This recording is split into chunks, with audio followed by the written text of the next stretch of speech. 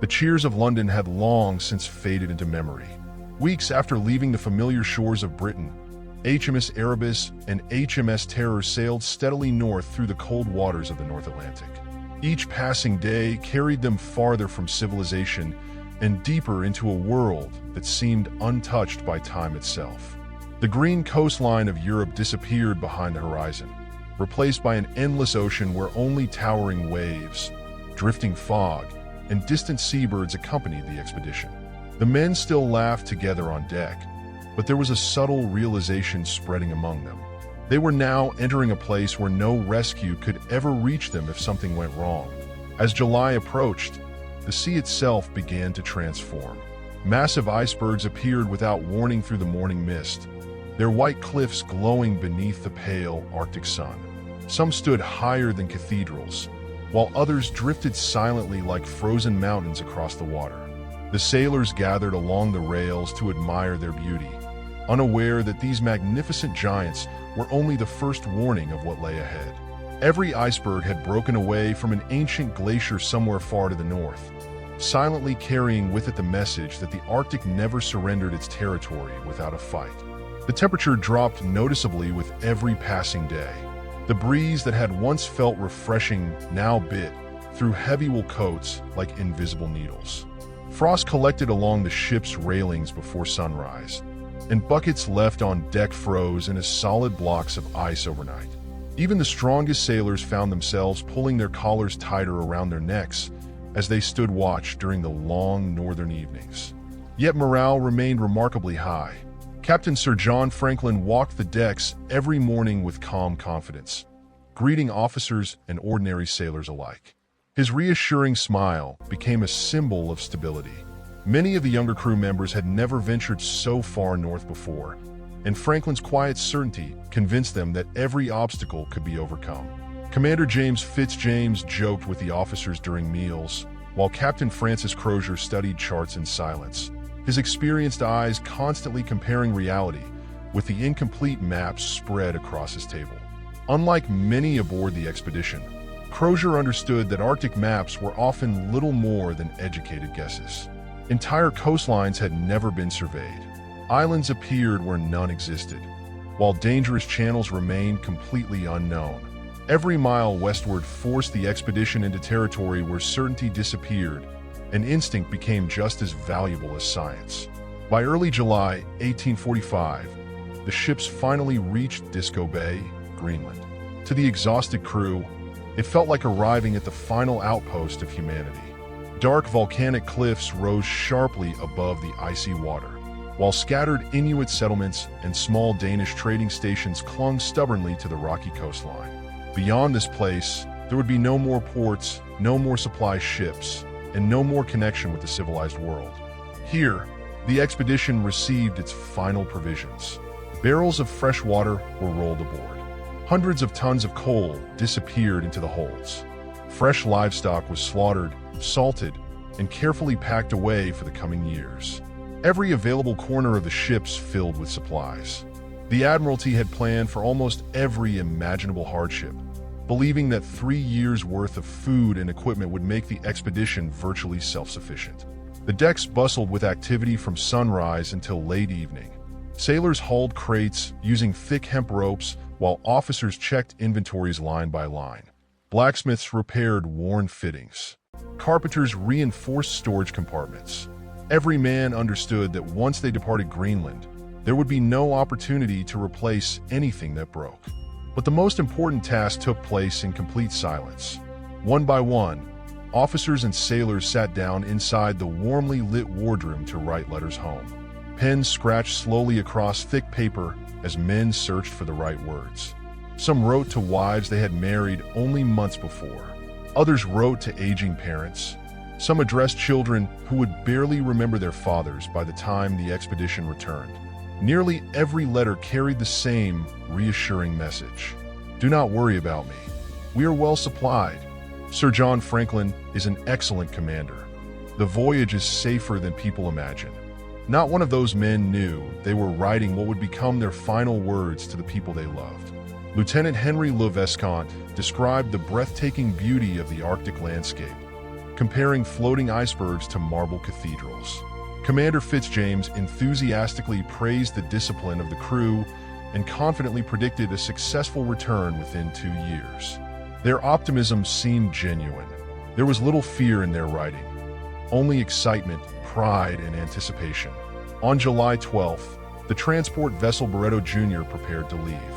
The crew of Erebus and Terror gathered quietly along the rails. Hats were raised, hands waved slowly across the icy water. Nobody shouted, nobody celebrated. They simply watched as the small ship carried hundreds of letters back toward Britain. As its sails disappeared into the gray mist, something invisible vanished with it. The final physical connection to home had been severed. Now there would be only silence. 2 weeks later, near the entrance to Lancaster Sound, another brief encounter reminded the expedition that civilization still existed somewhere beyond the horizon.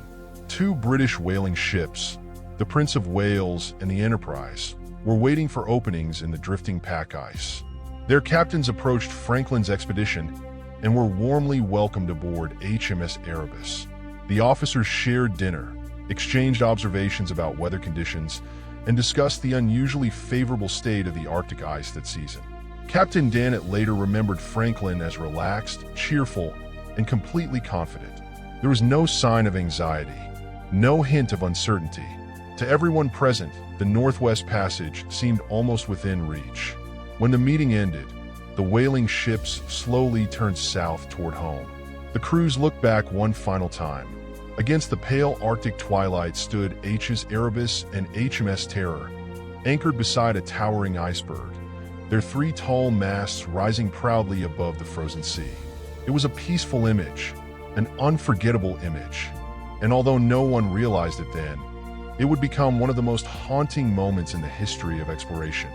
Those whalers became the last Europeans ever to see Sir John Franklin and his 128 companions alive.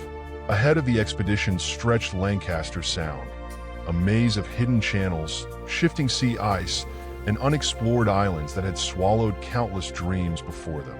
Somewhere beyond that white horizon waited either immortal glory or one of history's greatest mysteries. By the final days of August 1845, HMS Erebus and HMS Terror had crossed a threshold from which there would be no easy return. Behind them lay the familiar waters of the North Atlantic.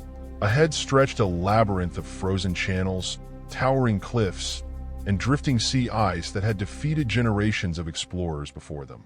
Every mile westward carried the expedition farther into a landscape where maps became unreliable, compasses grew unpredictable, and nature dictated every decision.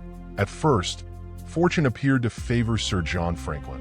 Lancaster Sound was more open than many veterans had expected, and the expedition advanced steadily through waters that previous explorers had often found choked with ice. The officers allowed themselves cautious optimism. Around the dinner table each evening, conversations turned toward the possibility that this might finally be the expedition that completed the Northwest Passage. Even Captain Crozier, whose years in the polar regions had taught him never to trust the Arctic, admitted that the conditions were unusually promising. But the Arctic has always been a master of deception. The clear water that encouraged the expedition forward during late summer would soon become the very trap that sealed its fate. As September faded into October, the transformation began almost overnight. Thin sheets of new ice formed across the quiet bays each morning. The open sea narrowed into winding lanes of dark water, surrounded by expanding fields of white. Bitter winds swept across the channels, carrying needles of frozen snow that stung exposed skin like shards of broken glass. The endless daylight of the Arctic summer disappeared, replaced by long evenings and rapidly darkening skies. Franklin understood that forcing 2 heavy ships through closing pack ice in complete darkness would be an act of desperation. Instead, he ordered the expedition to seek a safe harbor before winter closed in completely.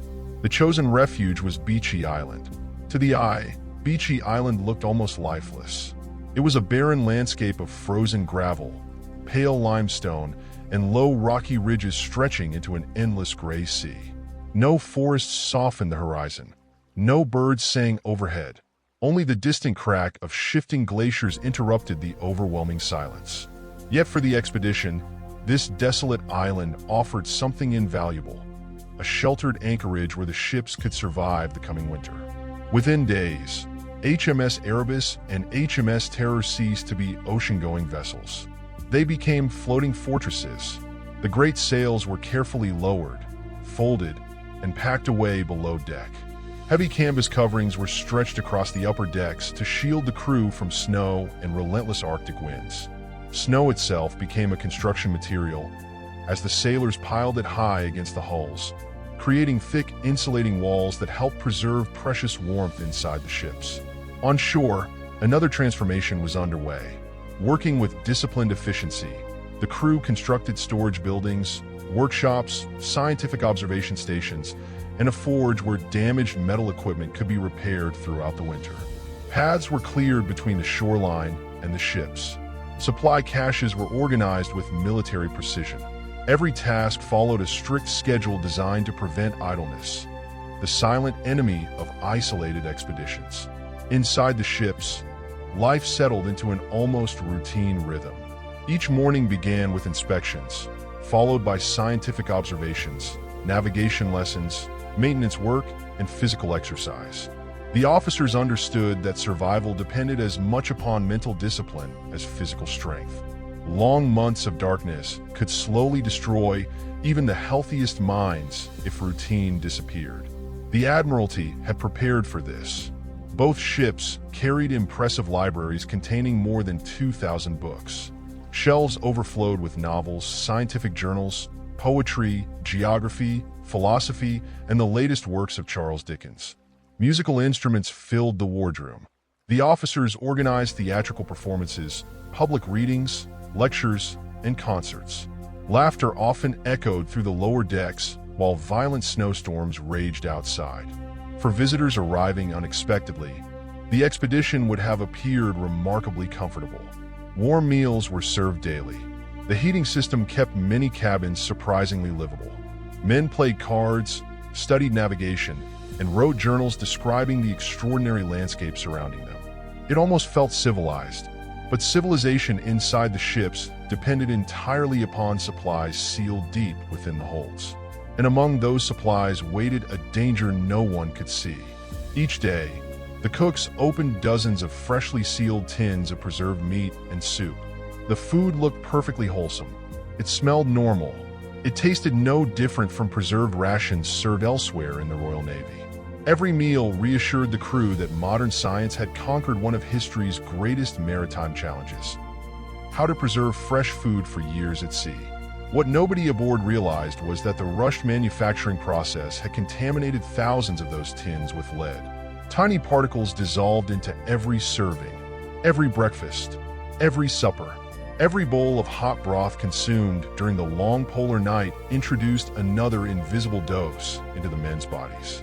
The poisoning was slow, silent, almost impossible to recognize. Weeks passed before the first symptoms appeared. Some sailors complained of unusual fatigue despite performing ordinary work. Others developed stomach pain that physicians dismissed as digestive trouble. A few experienced headaches that lingered for days. No one suspected that the food sustaining them was gradually undermining their health. Then came January 1st, 1846. The first death. 20-year-old John Torrington, a young stoker aboard HMS Terror, had fallen seriously ill during the winter. His breathing became increasingly difficult. Fever weakened his body. Despite every effort by the ship's surgeon, his condition deteriorated rapidly. On New Year's Day, while the Arctic remained locked in complete darkness, Torrington died quietly aboard the ship. His death stunned the expedition. He had left England only months earlier as a healthy young sailor. Now he lay motionless beneath a blanket while the endless Arctic wind howled outside. Only 3 days later, tragedy struck again. Able seaman John Hartnell succumbed to illness after weeks of suffering. Then, in April, Royal Marine William Braine became the expedition's third fatality. 3 deaths during a single winter, far more than anyone had expected. Burying them became an ordeal almost beyond imagination. The frozen ground of Beachy Island was harder than solid rock. Pickaxes barely chipped its surface. Sailors labored for hours in temperatures far below freezing, sometimes using controlled explosions to fracture the permafrost before continuing with shovels. Progress came inch by inch. When the graves were finally complete, each body was carefully wrapped, placed inside a wooden coffin, and lowered into the frozen earth. Simple wooden markers identified the resting places of the three young men. No elaborate monuments, no marble headstones, only names carved into weathered wood, standing alone against an endless landscape of snow and stone. Those graves would remain untouched for nearly a century and a half, silently preserving secrets that future scientists could scarcely imagine. At the time, however, the surviving crew tried to convince themselves that these deaths represented unfortunate exceptions rather than signs of something far more dangerous. Spring would come, the ice would melt, the ships would sail again. The Northwest Passage still seemed possible. None of them realized that the Arctic had only begun to reveal its true nature. By the final days of August 1845, HMS Erebus and HMS Terror had crossed a threshold from which there would be no easy return. Behind them lay the familiar waters of the North Atlantic. Ahead stretched a labyrinth of frozen channels, towering cliffs, and drifting sea ice that had defeated generations of explorers before them. Every mile westward carried the expedition farther into a landscape where maps became unreliable, compasses grew unpredictable, and nature dictated every decision. At first, fortune appeared to favor Sir John Franklin. Lancaster Sound was more open than many veterans had expected, and the expedition advanced steadily through waters that previous explorers had often found choked with ice. The officers allowed themselves cautious optimism. Around the dinner table each evening, conversations turned toward the possibility that this might finally be the expedition that completed the Northwest Passage. Even Captain Crozier, whose years in the polar regions had taught him never to trust the Arctic, admitted that the conditions were unusually promising. But the Arctic has always been a master of deception. The clear water that encouraged the expedition forward during late summer would soon become the very trap that sealed its fate.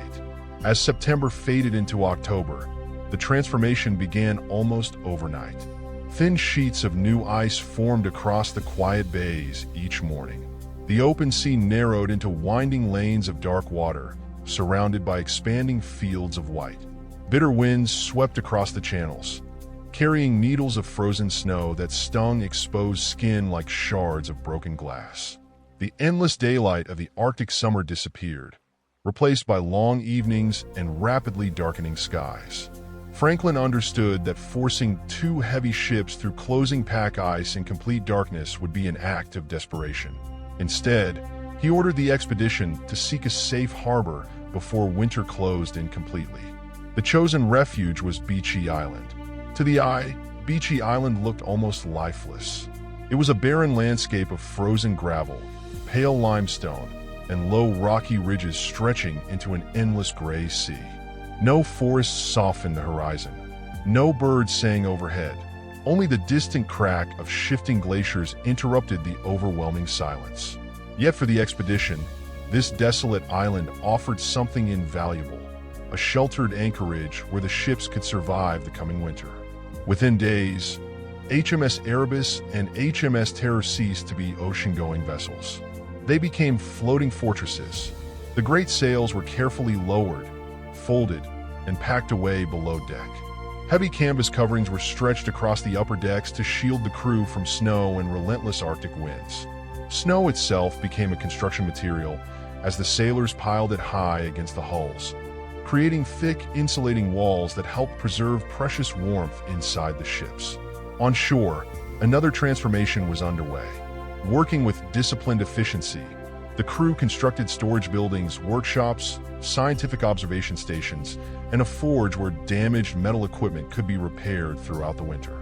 Paths were cleared between the shoreline and the ships. Supply caches were organized with military precision. Every task followed a strict schedule designed to prevent idleness, the silent enemy of isolated expeditions. Inside the ships, life settled into an almost routine rhythm. Each morning began with inspections, followed by scientific observations, navigation lessons, maintenance work, and physical exercise. The officers understood that survival depended as much upon mental discipline as physical strength. Long months of darkness could slowly destroy even the healthiest minds if routine disappeared. The Admiralty had prepared for this.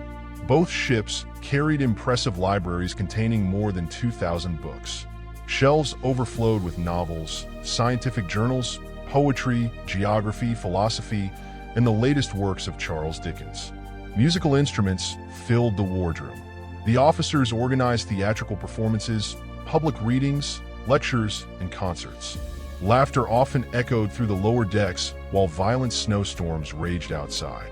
For visitors arriving unexpectedly, the expedition would have appeared remarkably comfortable.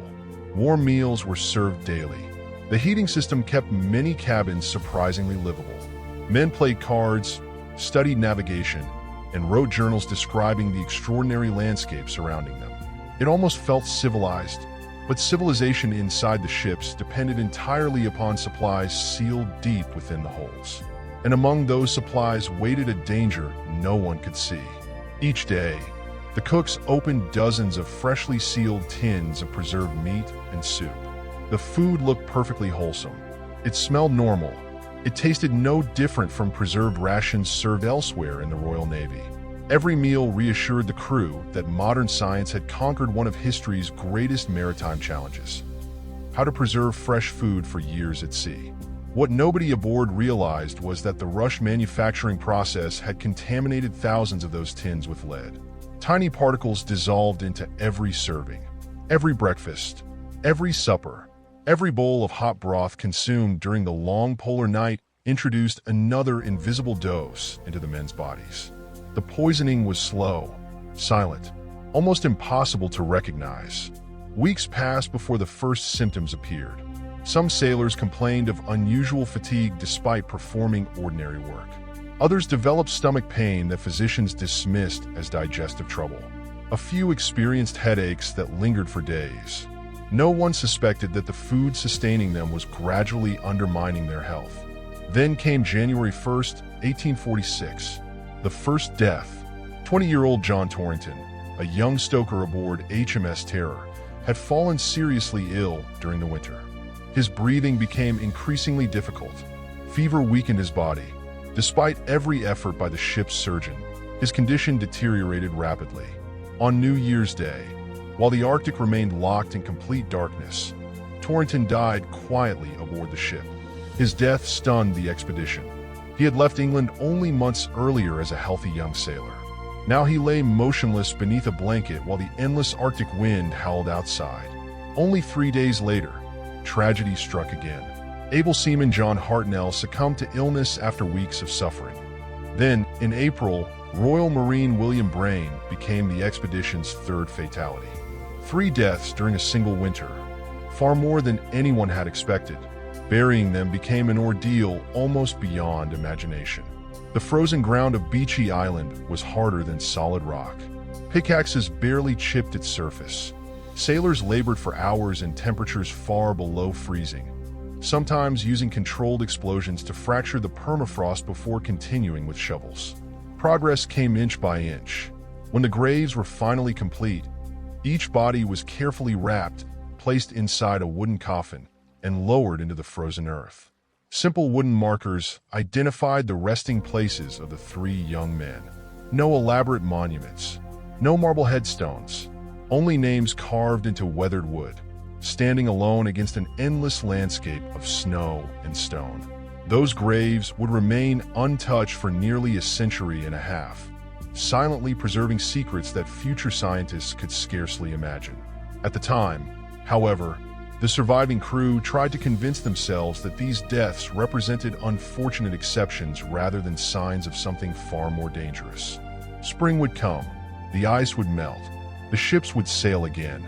The Northwest Passage still seemed possible. None of them realized that the Arctic had only begun to reveal its true nature. When the first pale rays of the Arctic sun finally rose above the frozen horizon in the spring of 1846, the entire expedition seemed to awaken from a nightmare. For nearly 5 months, Beachy Island had been imprisoned beneath endless darkness. Now, daylight returned a little longer each day, casting soft golden light across the snow-covered landscape. After months of isolation, the sight of sunlight lifted the spirits of the surviving crew in a way that words could barely describe. Men emerged onto the upper decks, shielding their eyes from the brilliant reflection of sunlight dancing across the ice. For the first time in months, hope felt real again. Everywhere around the ships, the frozen world began to change. Small streams of meltwater trickled across the rocky shoreline. Massive sheets of sea ice cracked with deep, echoing booms that rolled across the Arctic like distant cannon fire. Thousands of seabirds returned from the south, circling overhead and filling the silent skies with life once more. Nature itself seemed to whisper that winter had finally loosened its grip. For Sir John Franklin, this was the moment he had been waiting for. Orders were given immediately. Sailors climbed the rigging to inspect every mast and spar that had endured the brutal winter. Carpenters repaired weather-damaged timbers while blacksmiths sharpened tools and reinforced iron fittings. Engineers carefully dismantled sections of the steam engines for inspection, cleaning soot from the boilers and checking every moving part. The ships had survived their first Arctic winter remarkably well, a testament to both their robust construction and the discipline of the men who maintained them. On shore, the temporary camp that had bustled with activity throughout the winter was gradually dismantled. The storage huts were emptied, equipment was packed, and scientific instruments carefully secured aboard the ships. Before leaving, Franklin ordered one final inspection of the 3 lonely graves overlooking the frozen bay. John Torrington, John Hartnell, William Braine, 3 simple wooden headstones stood quietly against the endless Arctic landscape. The crew gathered silently before departing. No speeches were given. No grand ceremony was held. Each man simply removed his cap for a moment, reflecting on comrades who would never see England again. Then, without another word, they turned back toward the ships. The expedition was moving forward, or so they believed. By late July, the ice surrounding Beachy Island had finally broken apart enough to allow navigation. Thick mooring ropes were cast off, sails were raised once again, and HMS Erebus and HMS Terror slowly eased away from the shoreline. The familiar creaking of timber mixed with the steady splash of water against the hulls as the ships entered open sea for the first time in almost a year. Behind them remained abandoned storehouses, scattered piles of empty food tins, worn pathways carved into the frozen ground, and 3 silent graves facing the Arctic Ocean. No one aboard realized they would never return. As the expedition sailed south through Peel Sound, optimism returned with surprising speed. The route ahead appeared more open than many charts had suggested. Vast stretches of navigable water extended toward the horizon, interrupted only occasionally by drifting ice floes. Officers gathered on deck, studying charts and discussing the exciting possibility that the final section of the Northwest Passage might finally be within reach. Every successful mile strengthened their confidence. Every league traveled convinced them that history itself was unfolding beneath their feet. But beneath that confidence, the Arctic was quietly preparing its next move. The maps carried aboard the expedition represented the finest geographical knowledge available in Britain. Yet enormous portions of the Canadian Arctic archipelago remained completely unexplored. Coastlines ended abruptly. Entire channels existed only as speculation. Islands were drawn according to rumor rather than observation. Franklin was navigating through a puzzle whose most dangerous pieces had never been discovered. Ahead lay King William Island. To Franklin, it appeared to be little more than another obstacle between his expedition and ultimate success. To the Arctic, it was something entirely different. Unknown to every man aboard the 2 ships, powerful ocean currents flowing through Victoria Strait continuously pushed enormous masses of ancient multi-year ice southward from the Arctic Ocean. Unlike newly formed sea ice, this ancient pack ice had survived countless winters, growing thicker and harder each year until it resembled floating mountains rather than frozen water. No wooden ship ever built could force its way through it. Not even Erebus, not even Terror. Still, there was no reason for alarm. The weather remained calm. Visibility was excellent. The sea ahead appeared invitingly open. Franklin had every reason to believe he was making the correct decision. Day after day, the expedition advanced steadily southward. The officers continued their scientific observations. The sailors performed their duties with practiced discipline. Meals were served on schedule. The engines remained ready should calm winds require additional power. Everything suggested that success was drawing closer. Yet something almost imperceptible had begun changing. The drifting ice around the ships grew thicker. Leads of open water became narrower. Progress required increasingly careful navigation between slowly moving fields of ice. Captain Crozier noticed it before anyone else. Standing quietly on the quarterdeck one cold evening, he watched the distant horizon through his telescope. Far to the south, pale blue pressure ridges stretched across the sea like frozen walls. He lowered the telescope slowly. For several long moments he said nothing.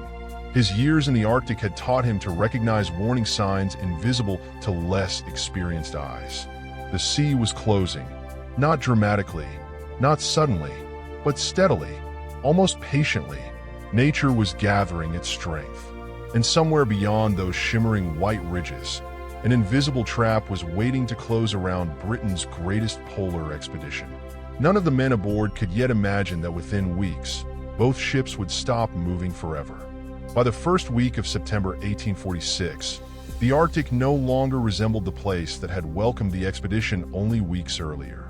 The calm blue channels that had carried HMS Erebus and HMS Terror steadily south were disappearing, replaced by an endless maze of drifting ice. Every morning the officers climbed to the mastheads with telescopes, hoping to find another stretch of open water. Sometimes they did, but by the time the ships reached it, the lead had already closed.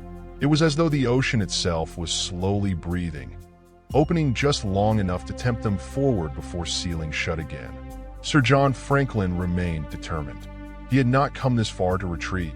Every chart spread across his cabin suggested that somewhere beyond King William Island lay the final link in the Northwest Passage. If they could push through just one more channel, Britain would achieve what explorers had pursued for more than 3 centuries.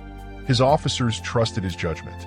After all, Franklin had survived the Arctic before.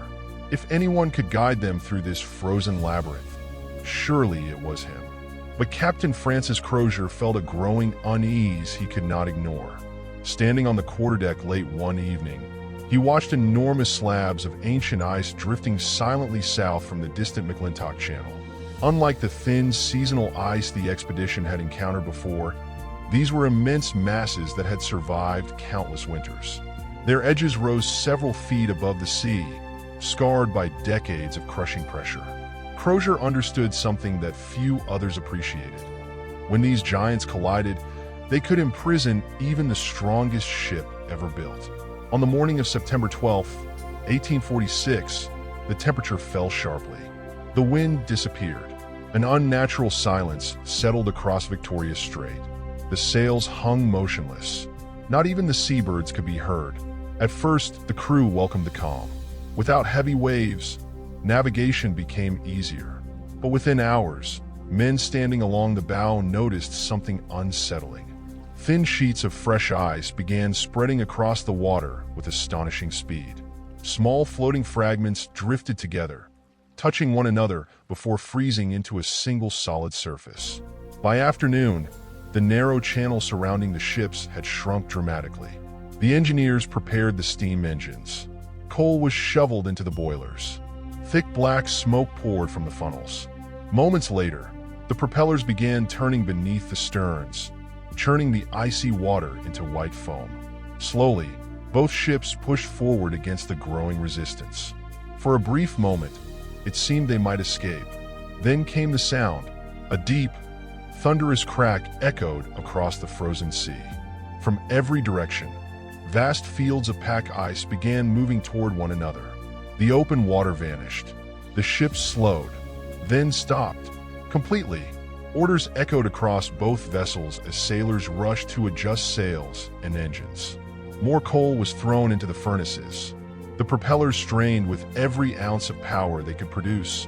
But the engines, designed originally for railway locomotives, were hopelessly underpowered against the immense weight surrounding them. The ships did not move another inch. By sunset, the ocean had become solid. HMS Erebus and HMS Terror were no longer sailing vessels. They were prisoners. At first, nobody panicked. Similar situations had happened during previous expeditions. The prevailing belief was simple: wait for warmer weather, and the ice would eventually release them. Franklin issued calm, measured orders. The sails were lowered. Winter preparations began once again. The crew had survived one Arctic winter. Surely they could survive another. Yet this situation was fundamentally different. At Beachy Island, they had wintered in a sheltered harbor close to land. Now they were trapped in the middle of a drifting sea of ice, miles from safety, with no natural protection and no certainty about where the moving pack might carry them. As autumn deepened, the pressure around the ships increased daily. The crew soon discovered that Arctic ice was not still. It was constantly moving, driven by distant winds and invisible ocean currents. Enormous sheets pressed against one another with unimaginable force. During quiet evenings, the men lying in their hammocks listened in silence as the ships groaned beneath the pressure. Massive oak beams creaked like living creatures. Iron bolts shrieked against stressed timber. Every few hours, a deafening crack reverberated through the hull, causing men to leap awake in terror. Some believed the ships were breaking apart. Others whispered prayers beneath their blankets. No one could sleep soundly anymore. Outside, the landscape became almost surreal. The pressure forced the ice upward into towering ridges that resembled frozen mountain ranges.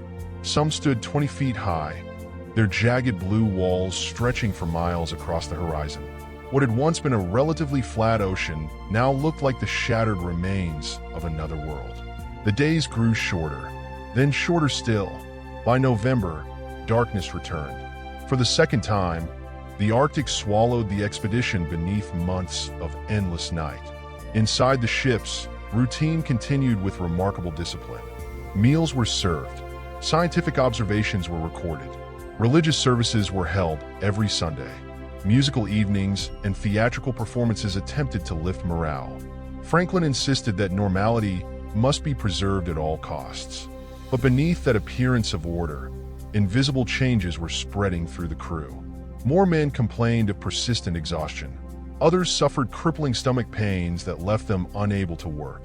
Several experienced strange lapses of memory. Minor disagreements became heated arguments without explanation. The surgeons treated each illness separately, never realizing that every symptom pointed toward the same hidden enemy slowly poisoning the expedition from within. Every meal served from the thousands of sealed tins carried another invisible dose of lead into their blood. Day after day, week after week, month after month, the poison worked silently, patiently attacking both body and mind while the ice outside tightened its grip. The men still believed summer would save them. They still believed the ships would float free when the thaw returned. They still believed Britain would one day celebrate their triumph. None of them yet understood the terrible truth. The Arctic was no longer testing them. It had already decided their fate. When the Arctic sun disappeared below the horizon in November 1846, it did not simply mark the arrival of another winter. It marked the beginning of a slow collapse that no amount of courage or discipline could stop. Outside the ships, the world vanished into darkness. For weeks at a time, no sunrise broke the horizon. The only light came from the pale shimmer of the moon, the dancing ribbons of the northern lights, and the dim glow of oil lamps burning behind the frost-covered windows of HMS Erebus and HMS Terror. Endless fields of snow reflected ghostly shades of green and blue beneath the aurora, creating a landscape so beautiful that it almost hid its deadly nature. But beauty meant nothing in the Arctic. Here, survival depended on warmth, food, and hope, and all three were beginning to disappear. Inside the ships, life became increasingly difficult. The heating system, once celebrated as a marvel of British engineering, struggled against temperatures that frequently plunged below -40 degrees Celsius. Thick layers of frost spread across the ceilings of the cabins. Every breath produced clouds of frozen vapor that drifted through the dimly lit passageways. At night, moisture from the men's breathing froze above their hammocks, only to melt slightly when the stoves were lit, dripping icy water onto blankets that never truly dried. Damp clothing became a constant companion, and even the warmest cabins felt cold enough to numb fingers within minutes. Coal was no longer plentiful. Each shovel thrown into the boiler now represented a difficult decision. Burn more coal to keep the crew warm, or save it for the steam engines should an opportunity arise to escape the ice. Captain Franklin understood the impossible balance they faced. Every pound of fuel consumed today might be desperately needed tomorrow. Meanwhile, another enemy continued its invisible work below deck. Every meal served from the expedition's enormous stores carried microscopic traces of lead into the bodies of the crew. Morning porridge, midday soup, evening stew, none of it appeared unusual. The preserved meat tasted perfectly acceptable, and no foul smell warned of danger. Yet with every passing week, the poison accumulated inside muscles, organs, and bones. The symptoms became impossible to ignore. Healthy sailors who had once hauled heavy ropes without effort now struggled to climb simple stairways. Strong hands began trembling while tying knots. Men forgot conversations they had held only hours earlier. Some became unusually quiet, staring into the darkness for long periods without speaking. Others reacted with sudden anger over trivial disagreements before apologizing moments later, unable to explain their own behavior. The surgeons worked tirelessly. They treated headaches, they treated stomach pain, they treated fatigue, but they treated them as separate illnesses because no one aboard understood that all these symptoms shared the same hidden cause. The expedition's physician noted an alarming increase in digestive disorders, weakness, and mental confusion. Yet even he believed these problems resulted primarily from the harsh Arctic climate rather than poisoned food. Lead poisoning was still poorly understood in the mid-19th century. The very provisions designed to preserve life had quietly become instruments of destruction. As the months dragged on, another ancient disease returned to haunt the expedition: scurvy. Despite the Admiralty's confidence in its carefully stored lemon juice, the vitamin that protected sailors from scurvy had gradually deteriorated during months of storage. Without realizing it, the men were drinking little more than flavored liquid while believing they remained protected. The first signs were subtle: tender gums, loose teeth, persistent bruises that appeared without injury. Old scars began aching once more. Small cuts refused to heal. Then the disease accelerated. Gums swelled until eating became agonizing. Teeth loosened inside infected jaws. Legs became painfully swollen. The smallest effort left men exhausted. Some awoke to find blood staining their pillows after their gums had bled throughout the night. Still, Franklin refused to allow despair to spread. Every Sunday, the crew assembled for church services. Passages from the Bible echoed softly through the cramped wardroom, while the wind screamed outside like a living creature. The familiar words brought comfort, reminding the men that they remained part of something greater than themselves. Afterward, musicians performed on violins and flutes, while officers organized readings from Dickens and Shakespeare. For a few precious hours, laughter returned. But when the music ended, reality returned with it. The ship still had not moved, not even a single yard. Outside, the pressure of the surrounding ice continued increasing. Throughout the long winter nights, deafening cracks echoed beneath the hulls. Sometimes the entire ship shuddered violently as thousands of tons of moving ice squeezed against its oak sides. Sailors rushed onto the decks carrying lanterns, expecting at any moment to see water flooding through shattered planks. Each time, the hull held. Barely. Captain Francis Crozier spent longer hours studying the horizon than ever before. He had survived enough Arctic winters to recognize patterns that others overlooked. The ice surrounding them did not behave normally. Instead of loosening slightly during periods of milder weather, it continued thickening. Massive ridges formed in every direction, locking the ships inside an expanding prison of frozen pressure. One evening, Crozier quietly remarked to Commander Fitzjames that if the coming summer failed to release them, their situation would become dangerously uncertain. It was the first time either officer had spoken those fears aloud. Neither man realized how tragically accurate that prediction would prove to be. Far above them, unseen beneath countless feet of ancient ice, powerful Arctic currents continued pushing fresh-pack ice southward from the polar basin. The prison was still growing, and somewhere beyond the darkness, fate was already moving toward the expedition with silent, relentless certainty. By the spring of 1847, a strange stillness settled over the frozen world surrounding HMS Erebus and HMS Terror. After months of relentless darkness, the Arctic sun slowly climbed above the horizon once again, casting long ribbons of pale golden light across the endless sea of ice. To the weary crew, its return felt almost miraculous. Men stepped onto the upper deck, shielding their eyes from the brilliant reflection dancing across the frozen landscape.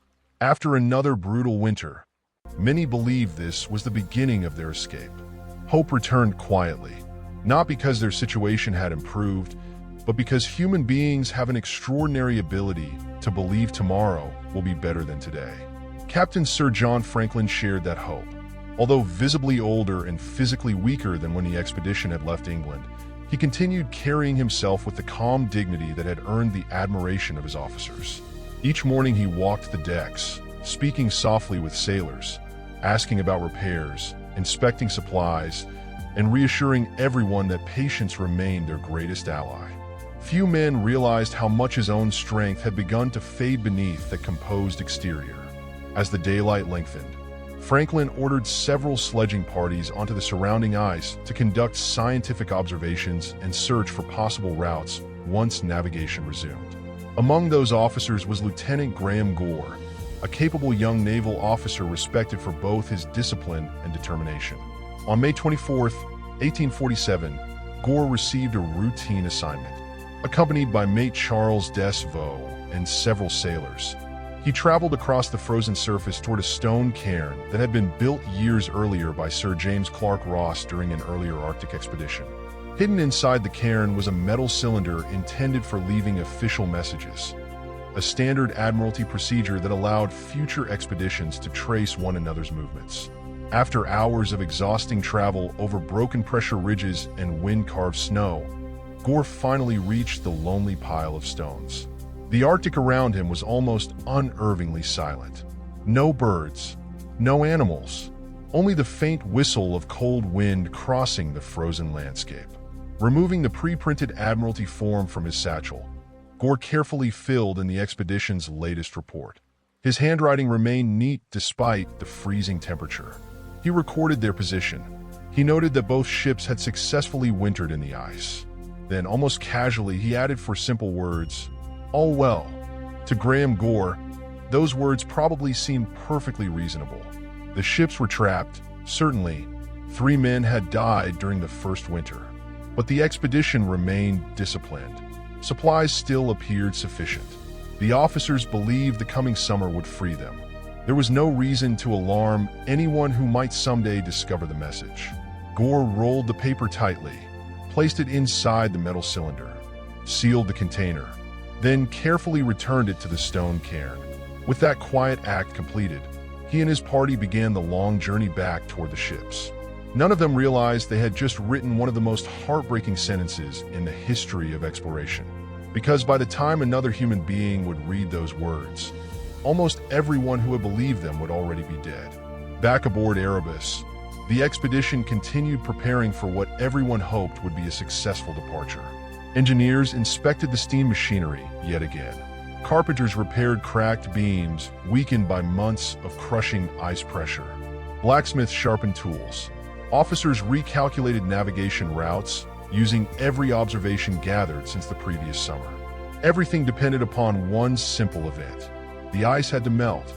Every afternoon, men climbed the rigging carrying telescopes, searching the distant horizon for signs of open water. Some days they imagined seeing dark blue channels beyond the pressure ridges. Other days the entire horizon remained solid white. The waiting became almost unbearable. As June approached, temperatures rose slightly. Snow softened. Small pools of meltwater appeared across the ice. For a brief time, Optimism spread rapidly throughout the ships. Surely this was the beginning. Surely nature itself was preparing to release them. Yet beneath that fragile optimism, another battle continued unseen. Lead poisoning had now entered its second year. Men who had once been energetic now struggled with constant exhaustion. Some forgot routine tasks they had performed countless times before. Others developed strange tremors in their hands. The surgeons noted increasing cases of depression, irritability, and unexplained confusion. Still, no one connected these symptoms to the canned provisions stacked quietly below deck. Even Captain Franklin was changing. His appetite had diminished. Walking the length of the ship left him noticeably tired. Officers occasionally observed him pausing longer than usual before climbing ladders or descending narrow stairways. He dismissed every concern with a gentle smile. "I'm merely feeling my years," he reportedly remarked to one companion. But Captain Crozier noticed more than Franklin realized. He had served beside the veteran explorer long enough to recognize the difference between ordinary fatigue and genuine physical decline. Crozier began assuming greater responsibility for daily operations without making it obvious. He quietly reviewed navigation decisions, supervised engineering work, spent increasing hours studying ice conditions personally. Deep inside, he feared something he dared not voice. If Franklin became seriously ill before the ships escaped, the expedition would lose far more than its commander. It would lose the symbol that held everyone's confidence together. Outside, the Arctic remained indifferent. Week after week passed. The sun climbed higher. The days grew warmer. Yet the immense pressure ridges surrounding the ships barely changed. Instead of breaking apart, enormous masses of ancient ice continued drifting southward from the Arctic Ocean, replacing whatever little melting occurred. The prison was rebuilding itself faster than summer could destroy it. The officers still refused to surrender hope, but the Arctic had already made its decision, and within only a few weeks, the expedition would suffer a loss from which it would never truly recover. The Arctic sun circled endlessly above the frozen horizon in June 1847, bathing the trapped ships in an almost surreal light. Day and night had merged into one continuous pale afternoon, but the warmth everyone had prayed for never truly arrived. Around HMS Erebus and HMS Terror, the ice remained as solid as it had been months before. From the mastheads, officers could see mile after mile of brilliant white stretching toward every horizon, broken only by towering ridges of ancient pack ice.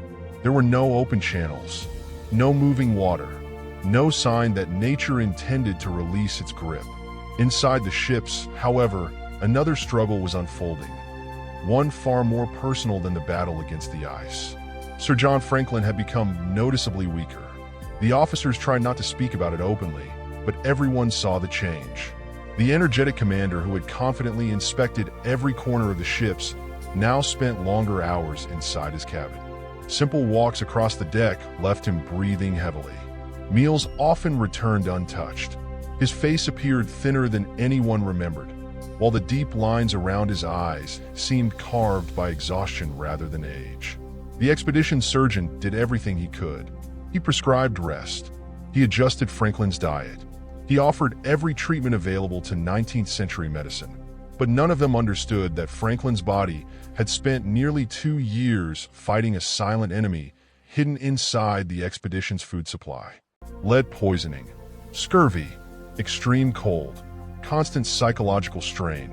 Together, they were slowly overwhelming even one of Britain's most experienced Arctic explorers. Despite his failing health, Franklin refused to surrender his responsibilities. Every morning, he continued reviewing weather observations brought to his cabin. He discussed navigation with Captain Francis Crozier and Commander James Fitzjames, studying maps spread across his desk while quietly planning the route they would follow once the ice finally broke. He never stopped believing that day would come.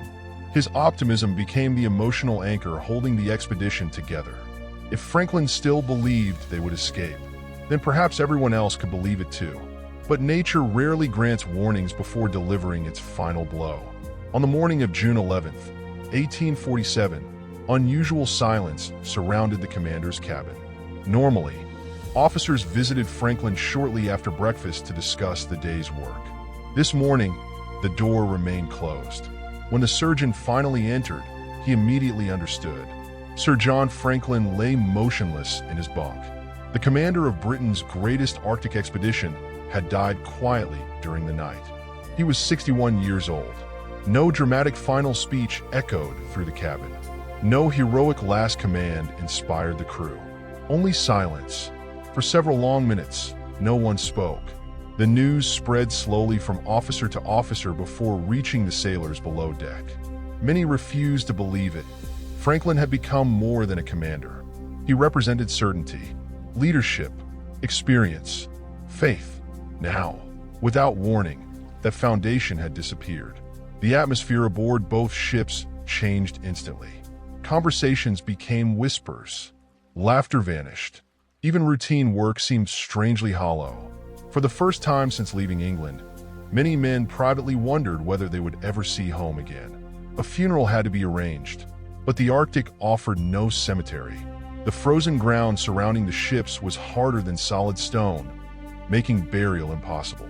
Instead, the officers prepared one of the most solemn ceremonies ever conducted in the polar regions. Franklin's body was carefully wrapped in canvas according to Royal Navy tradition. Heavy iron weights were secured to ensure it would sink beneath the ice.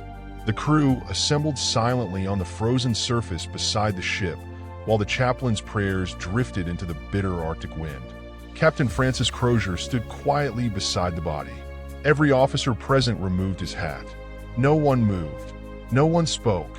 When the final prayer ended, sailors gently lowered Franklin through a carefully cut opening in the sea ice. The dark water beneath accepted him without a sound.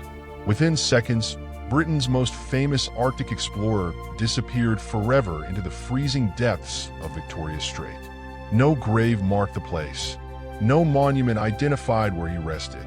Only endless ice stretched across the horizon. With Franklin gone, command of the expedition officially passed to Captain Francis Crozier. Unlike Franklin, Crozier was not a national hero celebrated in newspapers. He was something different, a professional polar explorer. Practical, quiet, highly respected by those who knew him. Years spent navigating both the Arctic and Antarctic had stripped away any romantic illusions about exploration.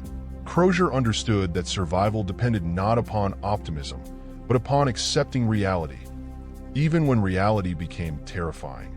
Within days of assuming command, he personally inspected every aspect of the expedition. Food supplies, coal reserves, medical reports, ice conditions. The conclusions disturbed him deeply. Coal was running dangerously low. More men showed symptoms of serious illness each week. Scurvy continued spreading despite the lemon juice ration. And perhaps most alarming of all, the ice surrounding the ships showed almost no sign of breaking apart. July arrived. The expedition waited. Nothing changed. The sun remained high. Small pools of meltwater appeared across the surface. Yet beyond those shallow puddles, the ancient pack ice remained locked together with astonishing strength. Crozier climbed the mast almost daily, scanning the horizon through his telescope. Every direction looked the same, white, frozen, motionless. Hope slowly began giving way to something far more dangerous: doubt. If the ships failed to escape during the summer of 1847, they would face another Arctic winter. A third year inside poisoned ships, with dwindling coal, declining health, and no guarantee that rescue would ever come. Standing alone on the quarterdeck one quiet evening, Crozier lowered his telescope and looked across the frozen wilderness. For the first time, he allowed himself to consider a possibility no one aboard had yet spoken aloud. Perhaps these ships would never sail again. When July of 1847 arrived, the men aboard HMS Erebus and HMS Terror counted the days with growing anticipation. They had survived 2 brutal Arctic winters, buried comrades beneath frozen ground, and watched their commander disappear forever beneath the ice. Surely nature had taken enough from them. Surely this summer would be different. Every morning, officers climbed into the rigging before breakfast, telescopes pressed against their eyes, searching the horizon for the dark blue ribbon of open water. Sailors gathered silently below, waiting for a single shout. Open lead to the south. The ice is breaking, but that shout never came. Day after day, the view remained exactly the same. An endless white wilderness stretched in every direction, broken only by towering pressure ridges that glittered beneath the midnight sun. The surface looked almost beautiful, smooth, peaceful, untouched. Yet beneath that calm appearance, millions of tons of ancient Arctic ice continued drifting southward from the polar basin, locking Victoria Strait tighter with every passing week. Captain Francis Crozier soon realized the terrible truth. This was not ordinary seasonal ice. It was multi-year pack ice, frozen over countless winters until it had become as hard as stone. Some ridges rose higher than the masts of the ships themselves. Others extended for miles beneath the surface, invisible barriers no steam engine on Earth could overcome. Even if every ounce of coal remaining aboard both ships were burned, Erebus and Terror would barely move. The realization spread quietly among the officers. Nobody wanted to speak the words aloud, but everyone understood. The expedition was no longer delayed. It was trapped. Inside the ships, conditions deteriorated steadily. The coal bunkers were becoming alarmingly empty. Crozier ordered strict rationing. The heating system that had once filled the lower decks with comforting warmth now operated only for short periods each day.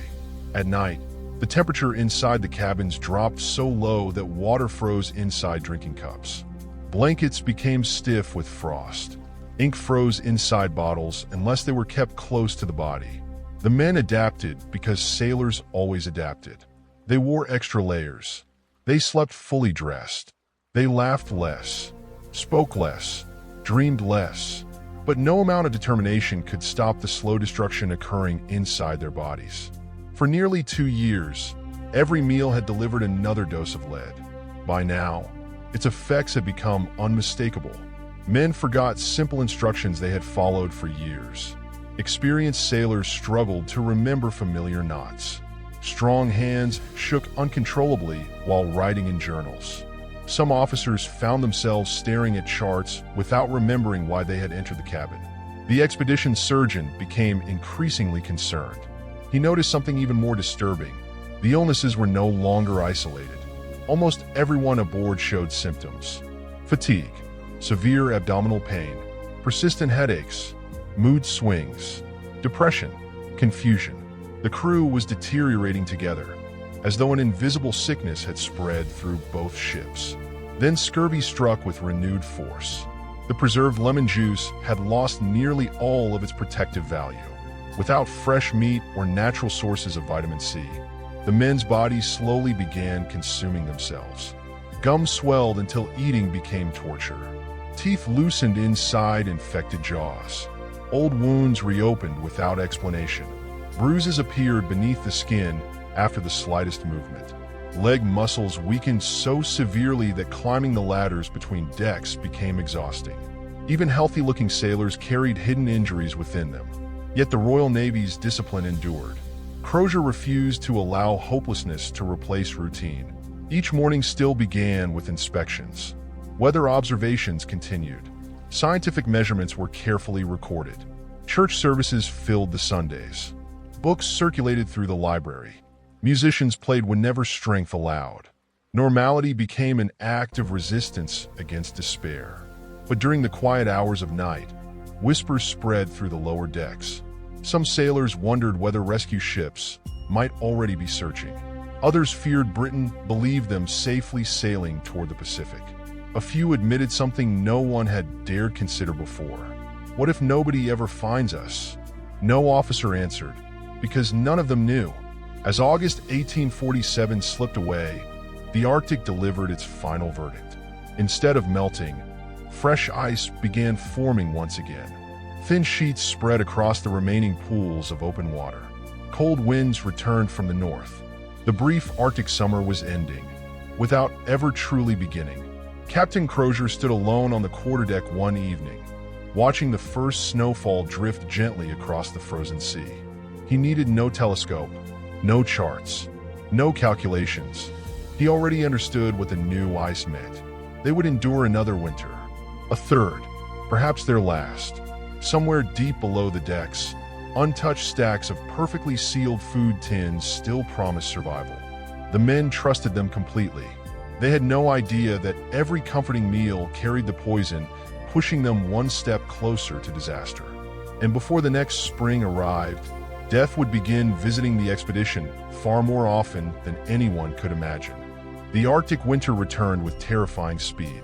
By October 1847, the little warmth that summer had offered had vanished completely.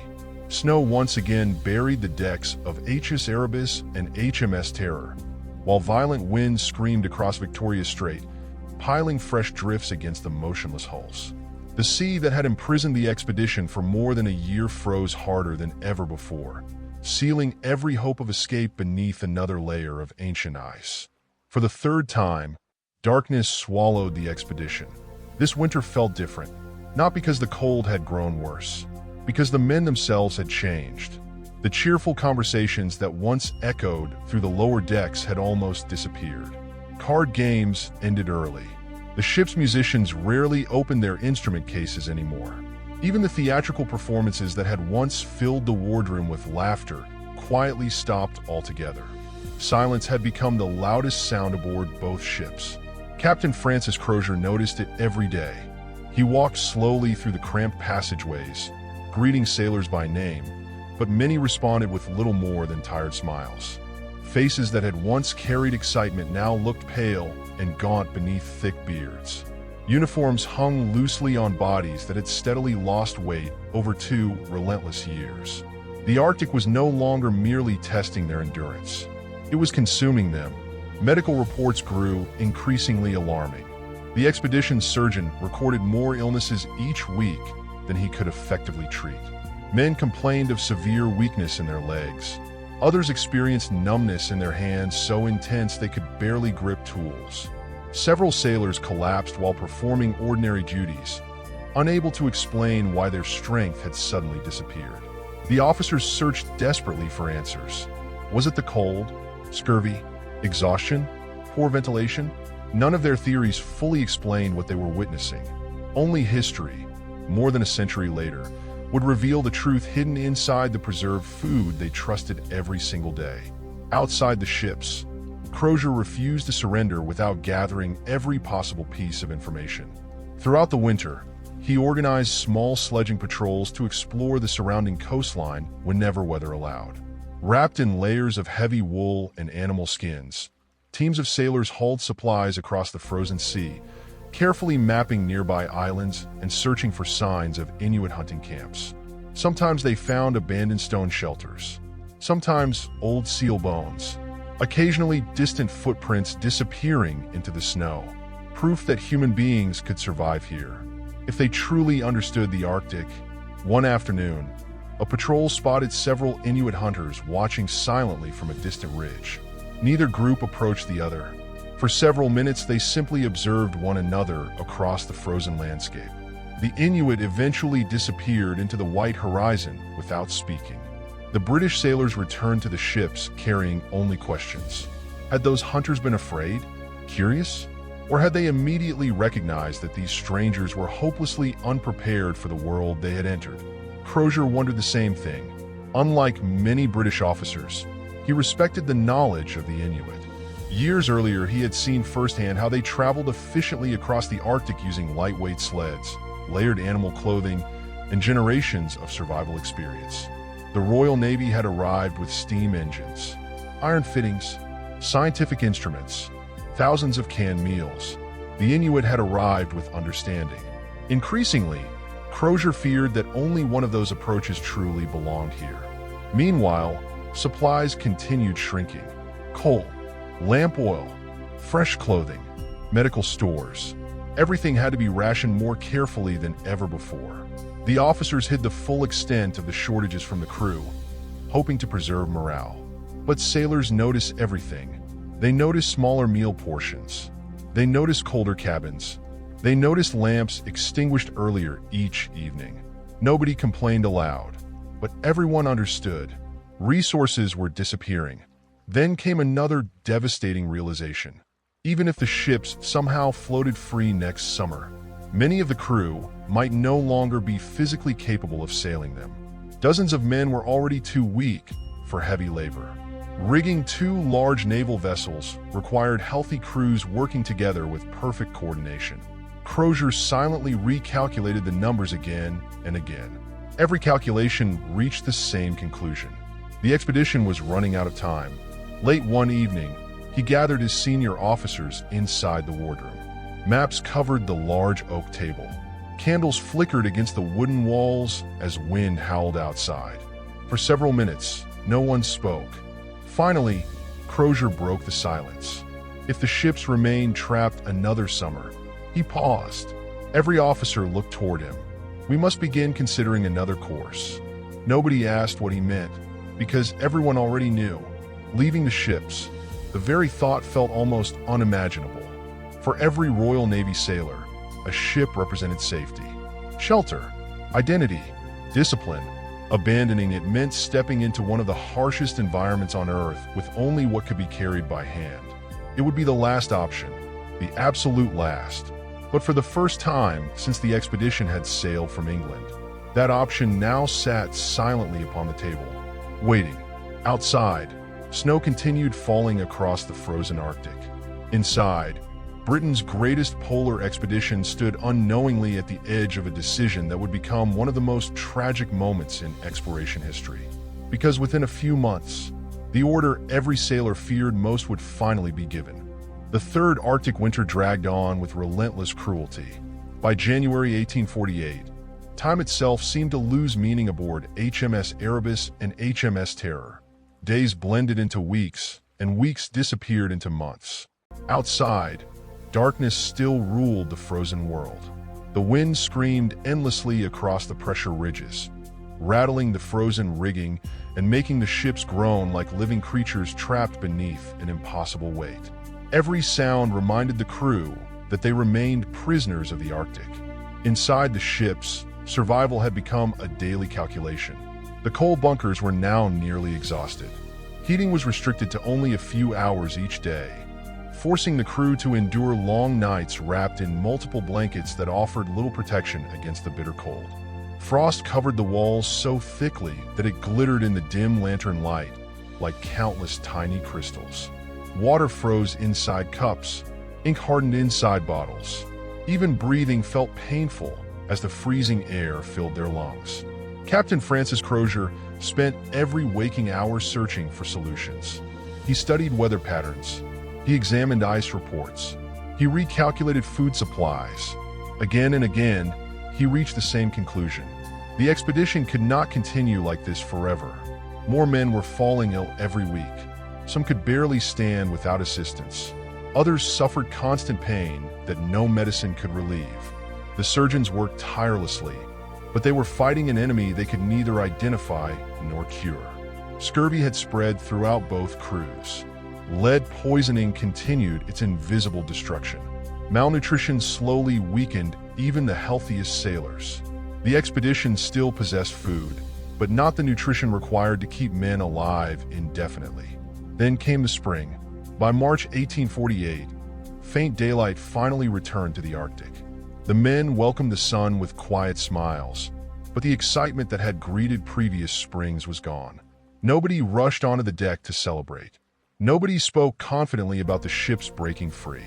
Hope had become cautious, almost fragile.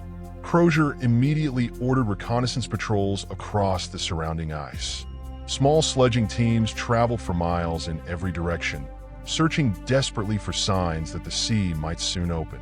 What they found destroyed the last remaining optimism. The ice surrounding the expedition was thicker than anyone had imagined. Pressure ridges towered like frozen cliffs. Some stretched for miles without interruption. The ancient pack ice showed almost no evidence of weakening. Returning officers delivered their reports in silence. Crozier needed no explanation. He could see the truth in their exhausted faces. Summer alone would not save them. One evening, the senior officers gathered once again inside the wardroom. The atmosphere was completely different from previous meetings. No one discussed possible routes. No one debated navigation. The conversation centered on only one question: how long could the men survive? Every answer was grim. Coal would soon be gone. Medical supplies were nearly exhausted. Many sailors were already too weak for heavy work. If another winter passed aboard the ships, few believed the expedition would survive it. For several long minutes, no one spoke. Finally, Captain Crozier stood and looked around the table. His voice remained calm. "We may soon be forced to abandon the ships." The words hung in the air like ice itself. Every officer understood their meaning. For centuries, Royal Navy tradition had taught that a captain never abandoned his ship unless absolutely necessary. A ship represented safety, protection, discipline, civilization. Stepping away from it meant entering one of the most unforgiving environments on Earth, carrying only what a man could pull behind him. Yet every officer also understood something equally important. A ship trapped forever in ice was no longer a ship. It was a prison. Over the following weeks, Crozier quietly began preparing for the possibility he hoped would never arrive. Sledges were repaired. Boats were modified so they could be dragged across the ice. Food was carefully repacked into portable loads. Weapons, ammunition, navigation instruments, and medical supplies were selected according to strict priority. Every unnecessary item was left behind. The sailors noticed these preparations. Nobody asked questions. Nobody needed to. The expedition was preparing for something unprecedented. Outside, the Arctic remained completely indifferent. The sun climbed higher each day. Snow melted across the surface. Small streams formed between the pressure ridges. But the sea beneath remained locked beneath an unbroken fortress of ice. Then, during the first weeks of April 1848, Captain Crozier accepted the truth he had resisted for nearly 2 years. The ships were never going to sail again. Within days, he would issue the single most heartbreaking order in the history of British polar exploration. An order that would change the fate of every remaining man aboard Erebus and Terror. On the morning of April 22nd, 1848, the Arctic was silent. There was no wind, no drifting snow, no cracking ice, only an endless white horizon stretching beneath a pale gray sky. For nearly 2 years, HMS Erebus and HMS Terror had stood frozen in exactly the same place, imprisoned northwest of King William Island. Their once proud black hulls were buried deep beneath towering walls of pressure ice. Snow had swallowed much of their lower decks, and the rigging hung motionless beneath layers of frost. Captain Francis Crozier stepped onto the frozen surface carrying a folded sheet of paper. Behind him walked Commander James Fitzjames. Neither man spoke. The crew slowly gathered around them. Some leaned on walking sticks. Others stood with blankets wrapped around their shoulders. Several sailors were so weak that friends helped them remain standing.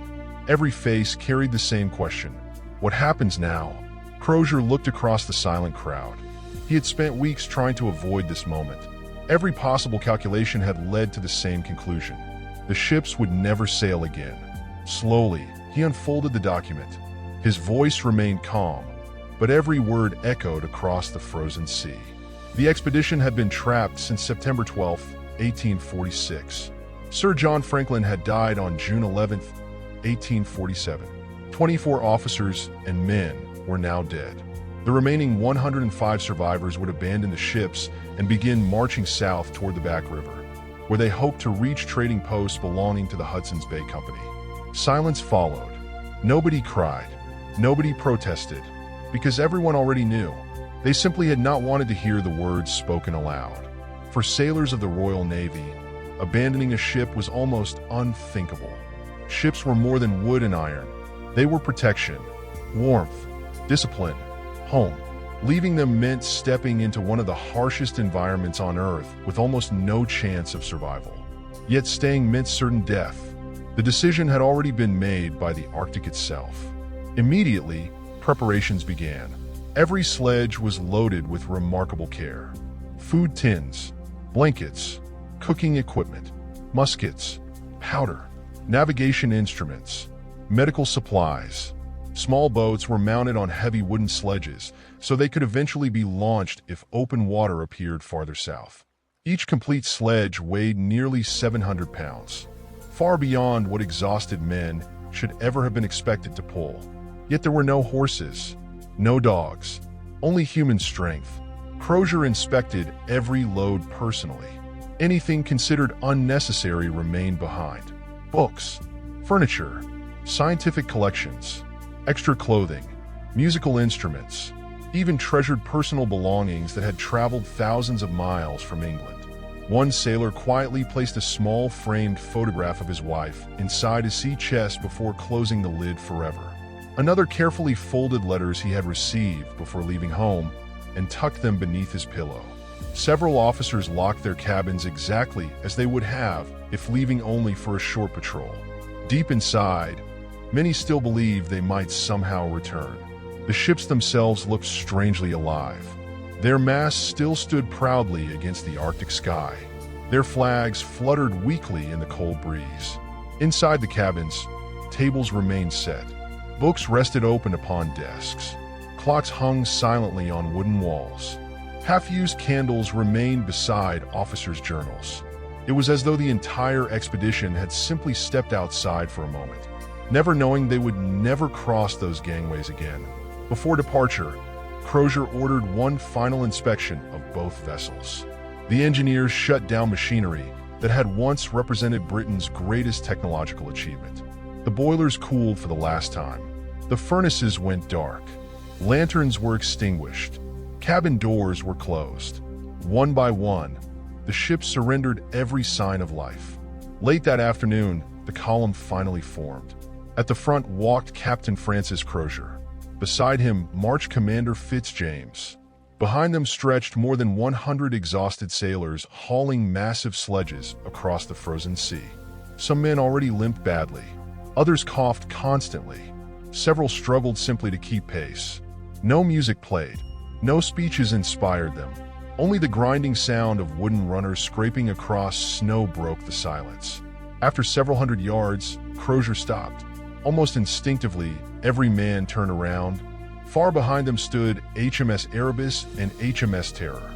Silent, frozen, majestic, against the endless white landscape, they still appeared almost ready to sail. No one knew they would remain there for more than 160 years before modern explorers finally discovered them beneath the Arctic Sea. The column resumed its march, step after exhausting step, southward, toward a destination they hoped existed, towards civilization, towards survival. But the Arctic had one final lesson waiting. Leaving the ships had not ended their nightmare. It had only begun. The first day away from HMS Erebus and HMS Terror felt strangely unreal. For nearly 3 years, those two ships had been the center of the men's entire existence. Every memory, every routine, every hope of returning home had been tied to their sturdy wooden decks. Now, as the column slowly moved south across the endless frozen sea, the ships gradually disappeared behind curtains of drifting snow until only the tops of their masts remained visible against the pale Arctic sky. No one looked back again. There was nothing left to see. Ahead stretched only white emptiness. Captain Francis Crozier marched at the front of the column with a compass in one hand and a telescope strapped across his shoulder. Beside him walked Commander James Fitzjames, whose once pristine naval uniform had faded beneath years of Arctic hardship. Behind them, more than 100 exhausted men leaned into thick leather harnesses, dragging enormous sledges loaded with boats, food, ammunition, and every remaining hope of survival. Each sledge weighed nearly 700 pounds. Every step demanded enormous effort. The frozen surface beneath them was anything but smooth. Instead of flat snow, the men faced endless pressure ridges created when massive sheets of sea ice collided. Some ridges stood taller than a house. Others stretched for hundreds of yards, forcing the expedition to climb slowly upward before lowering the heavy sledges down the opposite side. Often it required 20 men to move a single boat only a few feet. Every climb stole their strength. Every descent threatened disaster. By the end of the first day, many sailors had collapsed onto the snow, breathing heavily as though they had marched for weeks rather than hours. Crozier quietly ordered an early camp. Nobody objected. The men were simply too exhausted. Canvas tents were raised against the bitter wind while small cooking fires melted precious snow into drinking water. Supper consisted of another ration of preserved meat and hard biscuits. Few spoke during the meal. Most stared silently into the flames, conserving what little energy remained. That night, the Arctic temperature fell below -35 degrees Celsius. The cold entered everything. Boots froze solid. Blankets stiffened with ice. Even inside the tents, the men's breath crystallized into tiny white clouds that settled across their clothing before dawn. Morning brought no relief. The sledges remained just as heavy, the snow just as deep, the horizon just as endless. After only 3 days of marching, the expedition's progress had become painfully slow. On favorable ground, a healthy man might walk 20 miles in a day. These sailors, weakened by illness and starvation while dragging impossible loads, struggled to cover barely 2 or 3 miles before exhaustion forced them to stop. Crozier began making difficult decisions. Equipment that had seemed essential only days earlier was quietly abandoned. Extra cooking utensils, heavy scientific instruments, spare anchors, boxes of books, iron tools. Each discarded object represented another painful admission that survival mattered more than preserving Britain's great expedition. The trail behind them slowly filled with abandoned supplies scattered across the snow. Small monuments to fading hope. As the days passed, another enemy revealed itself. The lead poisoning that had quietly damaged the crew for years now became devastating. Men forgot simple directions. Some wandered away from the column without realizing it. Others became strangely confused, insisting they recognized landmarks in a landscape that had never been mapped. One sailor stopped pulling his harness entirely, staring silently toward the northern horizon for nearly an hour before companions gently guided him forward again. The surgeons watched helplessly. They could ease pain, they could bandage wounds, but they could not heal minds already poisoned from within. Scurvy made every step worse. Swollen joints screamed with pain beneath heavy boots. Bleeding gums made eating almost impossible. Muscles weakened daily despite constant effort. Healthy young sailors who had once climbed the towering rigging of Royal Navy warships now struggled simply to stand after resting. Captain Crozier continued encouraging the men. He walked among them constantly, helping pull ropes, sharing rations, offering quiet words of determination. He never asked anyone to do work he refused to do himself. Yet even he could not hide his own exhaustion. His beard had grown long and gray. His cheeks had hollowed. Dark circles surrounded eyes that rarely found restful sleep. Still he marched, because stopping meant death. One afternoon, as the expedition crossed another vast stretch of frozen sea, several sailors noticed movement far across the horizon. Tiny black figures, watching, Inuit hunters. They remained motionless upon a distant ridge, observing the strange procession of exhausted Europeans dragging enormous boats across the ice. From their viewpoint, the sight must have seemed almost impossible to understand. The Inuit knew this land. They traveled lightly, efficiently, using dogs, hunting seals, following nature instead of fighting it. The British expedition carried the weight of an empire across one of the harshest landscapes on Earth. The hunters watched quietly, then disappeared.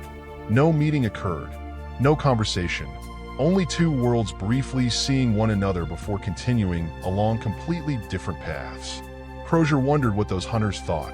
Did they recognize that these strangers were already dying? Could they see what the exhausted sailors themselves still refused to admit?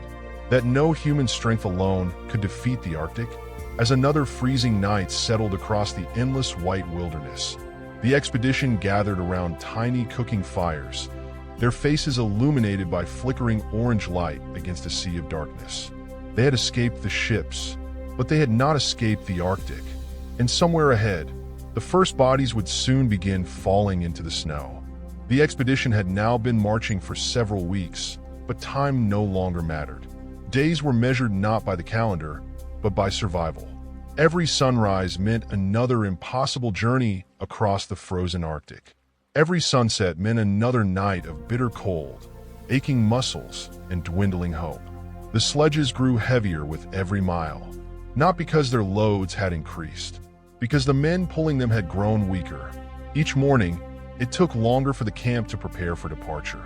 Sailors who had once leaped from their blankets now struggled simply to stand. Boots had to be forced onto swollen feet. Frozen fingers could barely tighten harness straps. Even lifting a musket became exhausting. Captain Francis Crozier watched silently. He could see the truth before anyone spoke it. The expedition was falling apart. One freezing morning, as the column crossed a field of broken pressure ridges, a sailor suddenly stopped walking. He leaned heavily against the rope harness, breathing in short, painful gasps. His companions called his name. There was no answer. His knees buckled. He collapsed face first into the snow. The surgeon hurried forward, kneeling beside him. The man's pulse was weak. His breathing was shallow. His lips had turned a pale blue beneath his frozen beard. The doctor tried everything he could. Warm blankets, hot broth, gentle stimulation. Nothing worked. Within minutes, the sailor was dead. No battle, no dramatic farewell. Just another human life quietly extinguished beneath an endless Arctic sky. The entire column stood motionless. No one spoke. Death had followed them aboard the ships. Now it walked beside them. Crozier removed his cap. The others followed. A brief prayer drifted into the freezing wind before the body was wrapped carefully inside a blanket. The ground beneath them was solid ice. There was no possibility of digging a grave. Instead, the sailors carried the body to a nearby ridge, covering it carefully with heavy stones gathered from the frozen shoreline. It was a simple grave, anonymous against the vast Arctic wilderness. The expedition resumed its march. Nobody wanted to remain there longer than necessary. The following days became even harder. Snowstorms swept across King William Island without warning, reducing visibility to only a few yards. The column often disappeared into swirling curtains of white, forcing each man to follow the footprints of the sailor ahead. If someone wandered even a short distance from the line, he could vanish forever into the storm. The wind became their constant enemy. It tore through layers of wool clothing. It froze exposed skin within minutes. It filled every footprint almost as quickly as it was made. Often the men marched with their heads lowered, seeing nothing except the boots directly in front of them. Food remained carefully rationed. Each man received only enough to delay starvation. The preserved meat that had once seemed such a blessing now tasted like punishment. Many sailors struggled to swallow it because swollen gums and loose teeth made chewing almost unbearable. Still, they forced themselves to eat. Without food, there would be no strength to continue. One evening, several officers quietly reviewed the remaining supplies. The numbers were devastating. Even if every ration were reduced further, the expedition simply did not possess enough food to complete the journey south. Crozier understood immediately. The march had become a race against time, not toward comfort, toward survival itself. As the weather briefly cleared, the men caught sight of distant movement once again. A small Inuit family stood silently upon a rocky ridge overlooking the frozen sea. Unlike before, they did not disappear immediately. They watched carefully. The Europeans must have looked astonishing, bearded, thin, dragging enormous boats across endless ice, moving painfully slowly. The Inuit knew these lands better than anyone alive. They understood that spring hunting camps lay many miles away. They understood how to survive. They also understood something the exhausted British sailors had not yet fully accepted. These strangers were in terrible trouble. The two groups remained separated by nearly half a mile. Neither side approached. Language, fear, uncertainty, all stood between them. After several minutes, the Inuit quietly turned and disappeared into the white landscape once more. Some sailors watched them until they vanished. One whispered softly, "They make it look easy."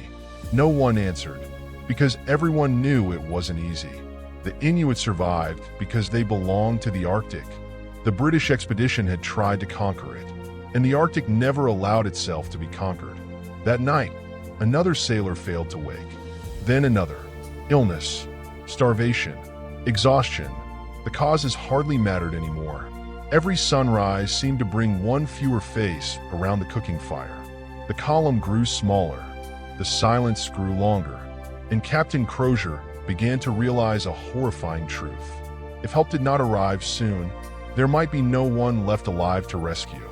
By the time May 1848 arrived, the Franklin expedition no longer resembled the proud Royal Navy force that had departed England with cheers, flags, and dreams of eternal glory.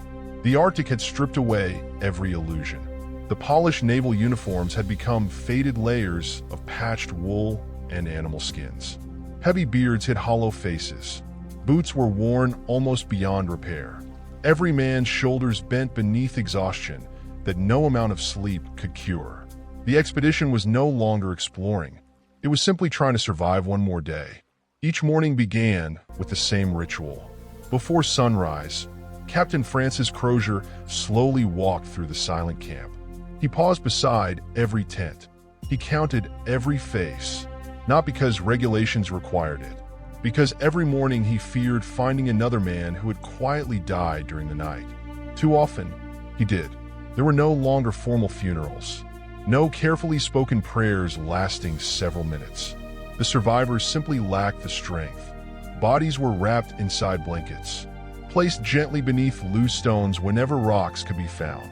Sometimes they could do nothing more than cover a fallen companion with snow before continuing south. Every stop cost precious energy. Every delay reduced everyone's chance of survival. The hardest lesson of the Arctic had become painfully clear. The living could no longer afford to remain with the dead. As the column pushed farther across King William Island, the sledges became increasingly impossible to move. The heavy naval boats, once viewed as essential for crossing rivers or open water, had become crushing burdens. 20 men strained together against thick ropes. Their boots dug deep into the snow, faces twisted with effort. The sledge moved only inches, then stopped again. Crozier watched silently. Every additional mile demanded more strength than the men still possessed. Late one afternoon, he called his officers together. The decision before them was heartbreaking. Leave the boats, or continue dying while trying to pull them. No officer wanted to abandon equipment that had required so much effort to transport. Yet mathematics left no room for emotion. The boats weighed hundreds of pounds. The men pulling them barely weighed that much themselves anymore. Finally, Crozier nodded. The order was given. Everything absolutely unnecessary would remain behind. One by one, supplies disappeared into the Arctic. Heavy anchors, extra ammunition, scientific collections gathered during years of exploration, furniture, navigation duplicates, personal trunks, beautiful silver dining sets engraved with the Royal Navy crest, even carefully packed books that officers had carried from England. Each object represented another dream left frozen forever beneath the Arctic sky. Some sailors quietly kissed small family photographs before placing them inside abandoned sea chests. Others carefully folded letters from wives, mothers, and children, leaving them behind because carrying them meant sacrificing food. It was perhaps the cruelest choice of all, leaving memories behind to save life. Even after lightening the sledges, progress remained painfully slow. Several men now required assistance simply to walk. Others collapsed repeatedly throughout the day. The surgeons could offer little beyond encouragement. No medicine existed for starvation. No treatment could restore muscles destroyed by scurvy and poisoning. One evening, a young Marine approached Captain Crozier. His voice trembled slightly. "Sir," Crozier looked up. "If I cannot march tomorrow," he hesitated. "Do not let the others stop because of me." Crozier held the young man's shoulder for a long moment. He wanted to promise rescue. He wanted to promise survival. Instead, he simply nodded, because both men already understood. The expedition had reached the point where individual sacrifice might mean another companion survived one more day. That night, a violent snowstorm swept across the camp. Winds howled with unbelievable force. Canvas tents shook violently. Snow poured through every opening. Several men spent the entire night holding tent poles upright to prevent complete collapse. By dawn, The world had disappeared beneath fresh snow. The trail behind them no longer existed. Every footprint had vanished. It was as though the Arctic itself had erased every sign they had ever been there. Crozier stood quietly at the edge of camp, staring across the endless white horizon. Somewhere hundreds of miles to the south lay the nearest trading post. Somewhere beyond that waited civilization. Home, family, England. Yet standing there in the frozen silence, those places no longer felt real. They felt like memories from another lifetime. The survivors gathered once more. Harnesses tightened, ropes stretched. The march continued, but something fundamental had changed. The men were no longer walking toward rescue. Without fully realizing it, they had begun walking into history, because decades later, scattered across this very landscape, future search parties would discover skeletons, abandoned boats, broken equipment, and silent evidence of one of the greatest tragedies the Arctic had ever witnessed. The farther the survivors marched across King William Island, the quieter the expedition became. Weeks earlier, conversations had still drifted between the sledges. Sailors had exchanged stories of home, laughed weakly at old naval jokes, and spoken about the day they would finally see England again.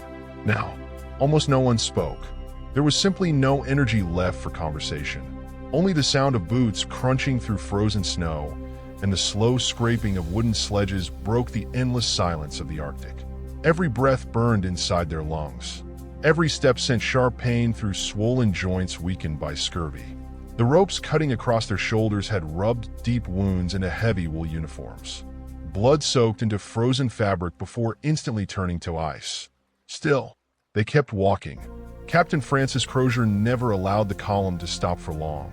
He understood a cruel truth that every experienced polar explorer eventually learned. A man who rested too long in the Arctic often never stood up again. Each halt became shorter.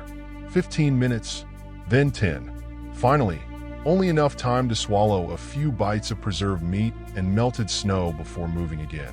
The food no longer resembled nourishment. It had become little more than fuel delaying starvation.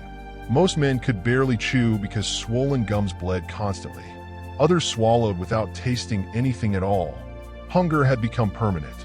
One afternoon, while crossing a broad stretch of frozen coastline, the expedition encountered something unexpected. Fresh seal tracks. For the first time in weeks, real hope spread through the column.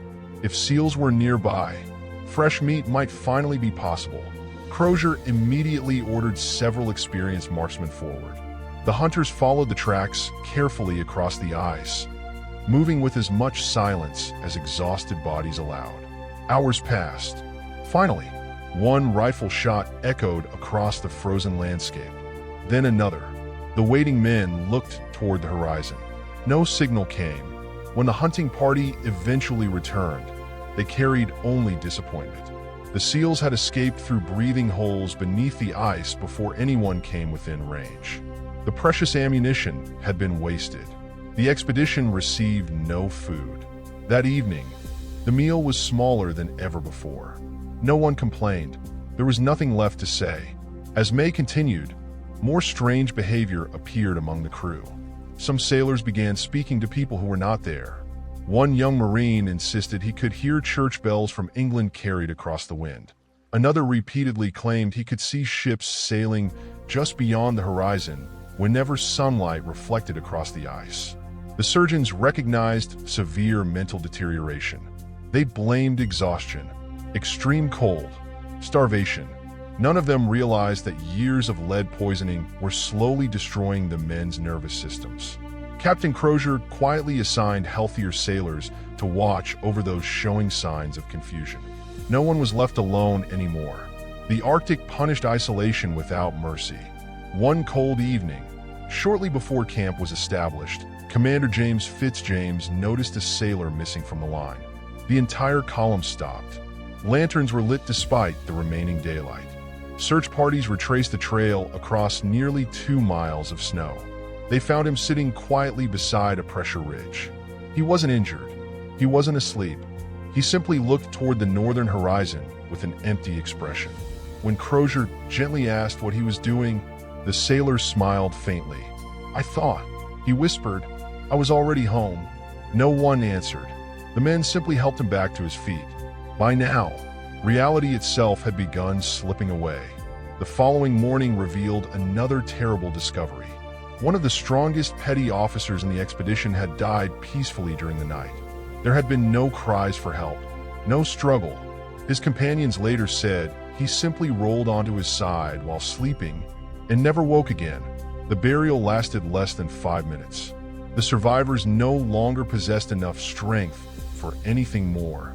Each death left fewer hands available to pull the sledges, which made every remaining survivor work even harder, which weakened them faster. It had become a terrible cycle with only one possible ending. Yet Crozier refused to surrender. Every evening, he unfolded the expedition's maps beneath the flickering light of a small oil lamp. His finger traced the route toward the back river again and again.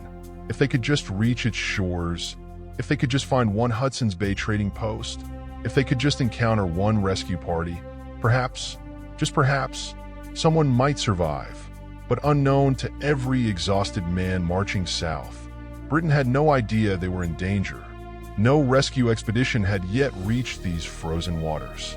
No supply ships waited beyond the horizon. The Empire still believed Sir John Franklin's expedition was completing the Northwest Passage. The world would not realize they were missing until it was already far too late. By late May of 1848, the Franklin expedition had almost ceased to resemble a military expedition. It had become a line of survivors wandering through one of the most unforgiving landscapes on Earth. The disciplined formations of the Royal Navy had slowly disappeared. The men no longer marched in neat columns.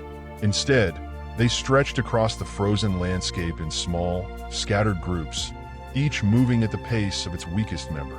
Some leaned heavily on makeshift walking staffs carved from broken sled runners. Others supported companions whose legs had become too weak to carry them alone. Captain Francis Crozier walked among them constantly. He no longer marched proudly at the front. Instead, he moved from group to group, offering encouragement, helping exhausted sailors pull heavy ropes, lifting men back to their feet whenever they stumbled into the snow. His own strength was fading. His face had grown gaunt beneath his thick beard. His hands trembled slightly whenever he unfolded the expedition's weathered maps. But he refused to show fear, because if the commander surrendered hope, everyone else would follow.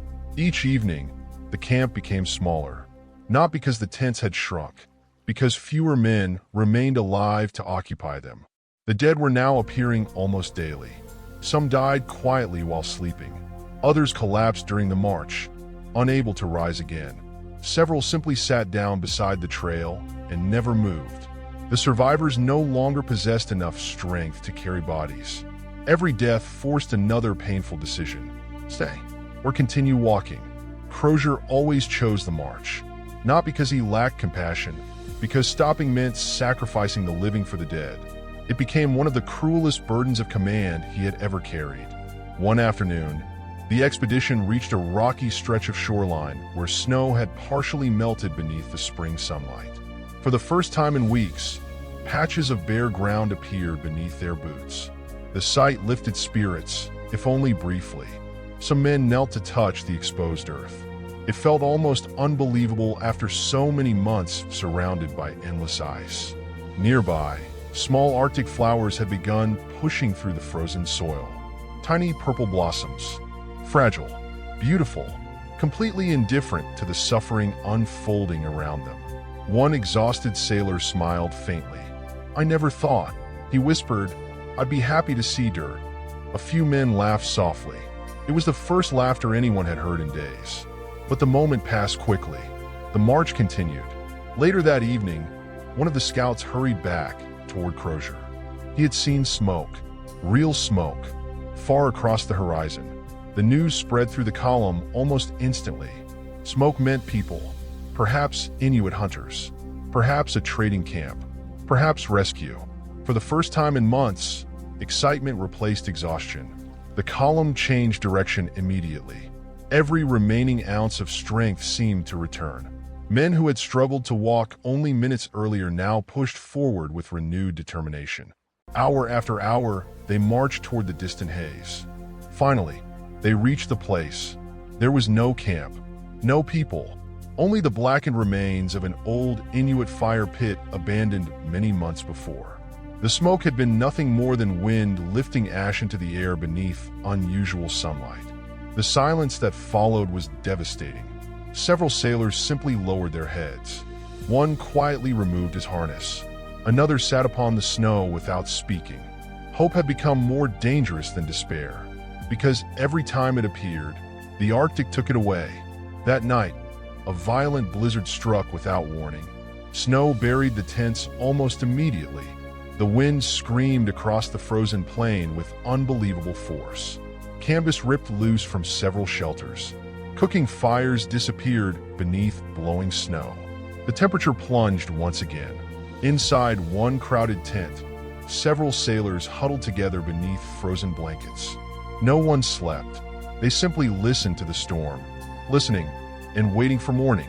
When dawn finally arrived, Crozier emerged into a landscape that looked entirely unfamiliar. The blizzard had erased everything, every footprint, every abandoned campsite, every sign that human beings had ever crossed this frozen wilderness. Even the trail behind them had vanished completely. The Arctic had wiped their existence from the earth. Crozier stood silently beneath the pale morning sky. He realized something that chilled him more deeply than the cold itself. If every one of them died here, the world might never know what had happened. No witnesses, no survivors, no final message, only silence.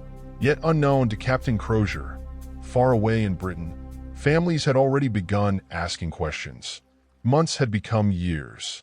Letters had stopped arriving. The Admiralty still believed Franklin's expedition might emerge victorious at any moment. But soon, the greatest search operation in Arctic history would begin. Unfortunately, it would begin far too late. In the summer of 1848, while Captain Francis Crozier and the remaining survivors struggled somewhere across the frozen wilderness of King William Island, life in Britain continued almost as normal. The newspapers spoke of politics. Factories filled the cities with smoke. Merchant ships crossed the Atlantic exactly as they always had. To the British public, the Franklin expedition was simply overdue. Nothing more. After all, Arctic voyages often disappeared from communication for years before returning triumphantly with stories of discovery. Sir John Franklin had survived impossible hardships before. Few people believed that Britain's finest expedition could simply vanish. But inside the Admiralty, concern was quietly growing. The expedition had carried enough provisions for approximately 3 years. By now, no letters had arrived. No supply ship had reported seeing HMS Erebus or HMS Terror. No Inuit traders had brought reliable information. Nothing, only silence. At first, officials convinced themselves there was no reason to panic. Perhaps Franklin had completed the Northwest Passage and was already sailing through the Pacific. Perhaps heavy ice had forced another winter. Perhaps communication had simply been impossible. Every explanation seemed more comforting than admitting the unimaginable. Yet one woman refused to accept uncertainty. Her name was Lady Jane Franklin. From the moment her husband had sailed from Greenhithe in May 1845, she had devoted herself entirely to supporting the expedition. She had written letters, encouraged public interest, and followed every scrap of Arctic news with relentless determination. Now, that determination transformed into something even stronger. She began demanding answers. Week after week, Lady Franklin visited government officials, naval officers, scientists, and politicians. She wrote countless letters urging the Admiralty to organize rescue missions before it became too late. Some politely reassured her. Others argued patience was still necessary. But Jane Franklin knew her husband. She knew his discipline, his professionalism. If Sir John Franklin had been able to send news, he would have done so. The silence frightened her more than any confirmed disaster ever could. Finally, under increasing public pressure, the Admiralty reached its decision. Britain would begin searching. Not one expedition, several. Ships would approach the Arctic from multiple directions, following every route Franklin might reasonably have taken. It would become the largest rescue effort ever attempted in polar exploration. But there was one tragic reality no one in London yet understood. The search had already begun too late. While rescue ships prepared their supplies in England, Crozier's survivors continued marching through one of the harshest landscapes on Earth. Their condition worsened almost daily. The heavy sledges that had once carried precious equipment were now nearly empty. Food had dwindled to a fraction of its original supply. Blankets had become thin from constant use. Boots were worn through by endless miles of frozen rock and sharp ice. The strongest men now walked beside the weakest, offering shoulders for support whenever someone stumbled. Nobody spoke about England anymore.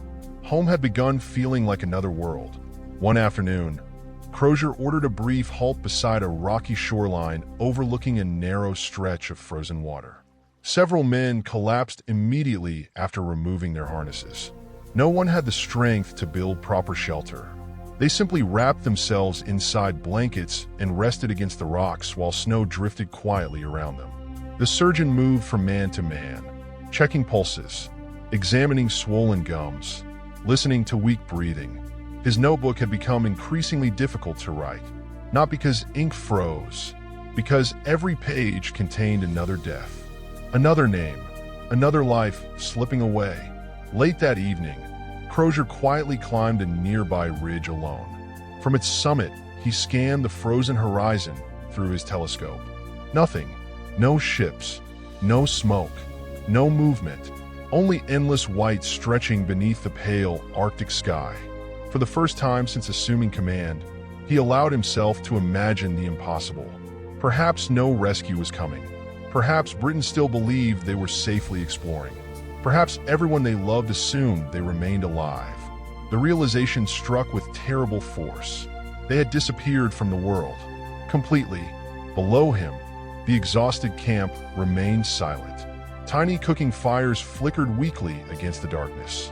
Around them sat the last survivors of Britain's greatest Arctic expedition, unaware that across the Atlantic, an entire nation had finally begun looking for them. The distance between rescue and survival had never been measured in miles. It had been measured in time. And time was the one resource the Franklin expedition no longer possessed. By the beginning of June 1848, the Franklin expedition had become almost unrecognizable. The disciplined Royal Navy officers and sailors who had once sailed proudly beneath Britain's flag were now little more than shadows crossing the frozen Arctic. Their uniforms hung loosely from emaciated bodies. Their boots were patched with scraps of leather and cloth. Thick beards concealed hollow cheeks, while hunger and exhaustion had replaced the confidence that had carried them from England 3 years earlier. Every mile demanded everything they had left. Captain Francis Crozier still refused to surrender. Each morning, before the others awoke, he quietly unfolded the expedition's worn charts beside the fading light of an oil lamp. His fingers traced the route toward the back river, calculating distances again and again. The numbers never changed. The journey remained impossibly long. Their strength continued disappearing. Yet abandoning hope meant abandoning life itself. The march resumed every dawn. Some days the weather remained calm enough for steady progress. Other days, violent winds forced the men to lean almost horizontally against the ropes of their sledges, fighting simply to remain standing. Snow swirled across the frozen ground so fiercely that the man walking only 10 feet ahead often disappeared completely into a wall of white. Still, the column kept moving. One afternoon, several sailors noticed dark shapes standing upon a distant ridge overlooking the expedition. Inuit hunters. There were 5 of them. Unlike previous encounters, they did not immediately disappear. Instead, they watched silently from a safe distance. Captain Crozier slowly lowered his telescope. He knew these people represented the expedition's greatest remaining chance of survival. Raising one empty hand above his head, he signaled peacefully. The Inuit watched carefully. After several long moments, one hunter cautiously approached partway across the frozen shoreline. Neither side understood the other's language. Words became useless. Instead, gestures carried the conversation. Crozier pointed toward the south, then toward the exhausted men. Finally, he spread both hands in a universal gesture asking for help. The Inuit studied the group carefully. They saw men too weak to hunt, too weak to travel efficiently, too heavily burdened with equipment. One hunter slowly removed a piece of fresh seal meat from a leather pouch and placed it upon the snow before stepping backward. Crozier understood immediately. He nodded respectfully. One sailor carefully retrieved the gift. It was the first fresh meat many of them had seen in months. The Inuit said nothing more. After a final glance toward the struggling expedition, they quietly disappeared beyond the rocky hills. The meeting lasted less than 10 minutes. Yet for Crozier, it revealed something heartbreaking. The Inuit had understood their condition instantly, without a single shared word. That evening, the fresh seal meat was divided into tiny portions so every survivor could taste at least a small piece. The effect upon morale was extraordinary. For the first time in weeks, several men smiled. The rich flavor reminded them what real food felt like. The surgeon quietly noted that even such a small amount of fresh meat might temporarily slow the advance of scurvy. But everyone understood one painful truth. It was nowhere near enough. The following days became increasingly difficult. The landscape itself changed. Snow gradually gave way to rough gravel ridges and jagged coastal rocks exposed by the brief Arctic summer. Pulling the heavy sledges across this uneven ground became almost impossible. Wooden runners shattered. Ropes snapped. Men stumbled repeatedly over loose stones. Sometimes an entire afternoon produced less than a single mile of progress. Every breakdown demanded repairs. Every repair consumed precious energy. Captain Crozier began noticing something even more disturbing.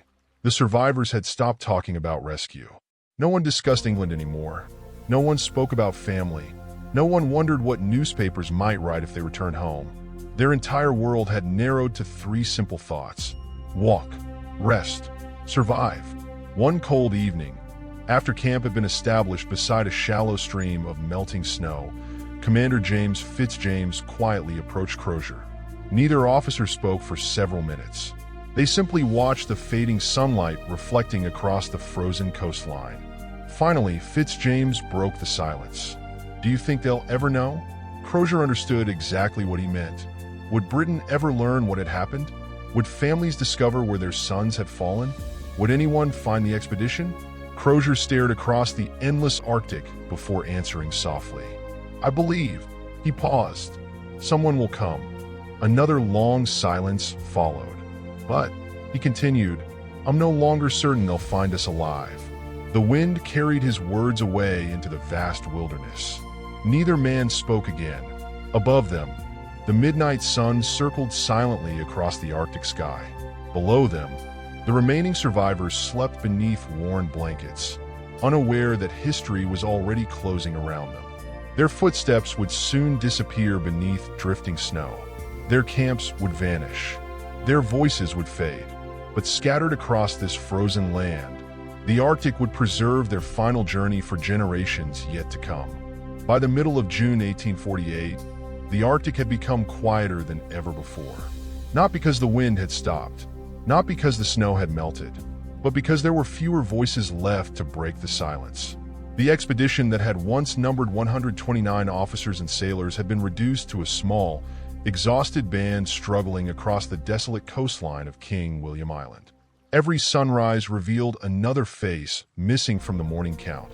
Every evening, the campfire circle grew a little smaller. Captain Francis Crozier no longer needed a written roster. He knew every survivor by sight. He also knew exactly how many remained. Each loss felt personal. Each death reminded him of the impossible responsibility he still carried. Yet every morning, he gave the same quiet order: move, because remaining still meant certain death. The survivors obeyed without question. They no longer marched because they believed rescue was waiting ahead. They marched because stopping required admitting the journey was over. And none of them were ready to surrender. The landscape itself seemed almost endless. Low hills of dark volcanic rock rose above scattered patches of melting snow.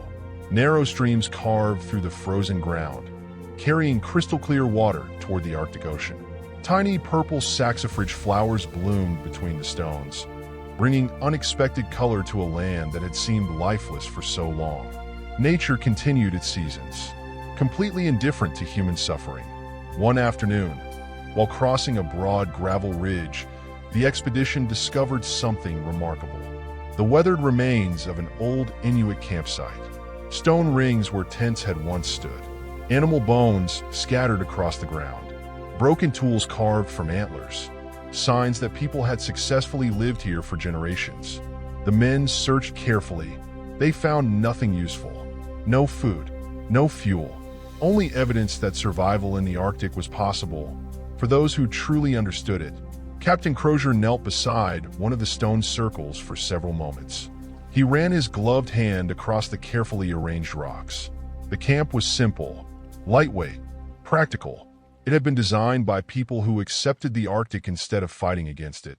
For the first time, Crozier quietly admitted something to himself. Britain had brought magnificent ships, powerful engines, scientific instruments, thousands of preserved meals. But none of those inventions mattered here. The Arctic rewarded knowledge, not technology. The march continued. Another sailor collapsed before sunset. This time, even helping him stand proved impossible. The surgeon examined him carefully. His pulse was faint, his breathing shallow. He opened his eyes briefly, looking toward Captain Crozier. "Please," he whispered. "Don't wait." Those became the last words anyone heard him speak. The survivors wrapped him carefully inside a blanket before continuing south. No one cried anymore. There were simply too many graves already left behind. That evening, Commander James Fitzjames quietly recorded another death inside his journal. The handwriting that had once been neat and elegant now appeared shaky. Several words trailed unevenly across the page. Whether from exhaustion, illness, or trembling hands, no one would ever know. The journal closed. Its pages would never be completed. Far to the south, summer sunlight reflected across the distant waters of the Back River. The survivors did not know it, but they were still many exhausting days away. Days they no longer possessed. Food supplies had nearly disappeared. The final preserved tins were opened one by one. Each contained smaller portions than anyone remembered.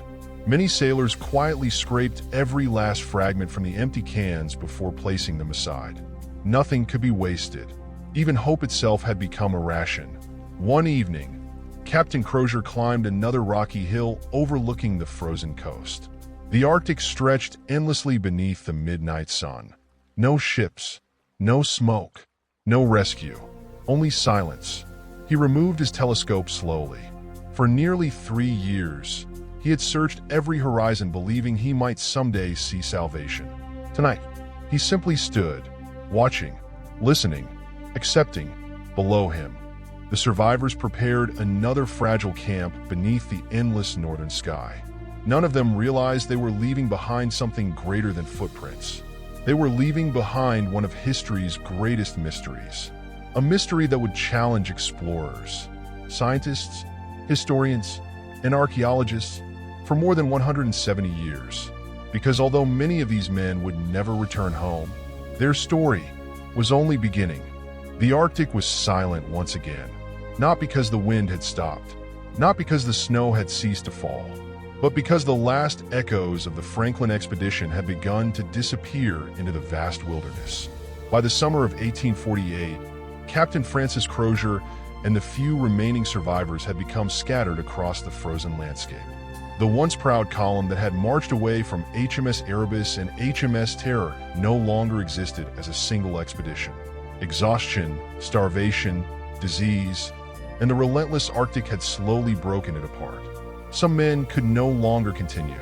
Others disappeared during storms. A few wandered away in confusion, never to be seen again. The Arctic accepted each one without ceremony. There were no witnesses, no final reports, no graves marked on maps, only silence. Far away in Britain, Lady Jane Franklin refused to believe her husband had simply vanished. Every letter she wrote carried the same desperate request: keep searching. She organized public campaigns. She raised private funds. She persuaded politicians, naval officers, and wealthy supporters to finance expedition after expedition. The search for Sir John Franklin became more than a rescue mission. It became a national obsession. Year after year, British ships pushed farther into the Arctic than ever before. Some searched from the Atlantic, others entered from the Pacific. American expeditions joined the effort. Even private explorers risked their lives hoping to solve the mystery. Yet the Arctic revealed almost nothing, only endless ice, endless silence. Then, years later, the first real clues finally appeared. In 1854, Scottish explorer Dr. John Ray met Inuit hunters near the Boothia Peninsula. They described something astonishing. Several years earlier, they had encountered a group of starving white men dragging boats across the ice. The strangers looked desperately weak. Many had already died.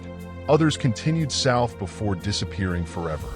The Inuit later discovered abandoned camps, broken sledges, silver forks and spoons engraved with naval officers' initials, cooking pots, weapons, even human bones.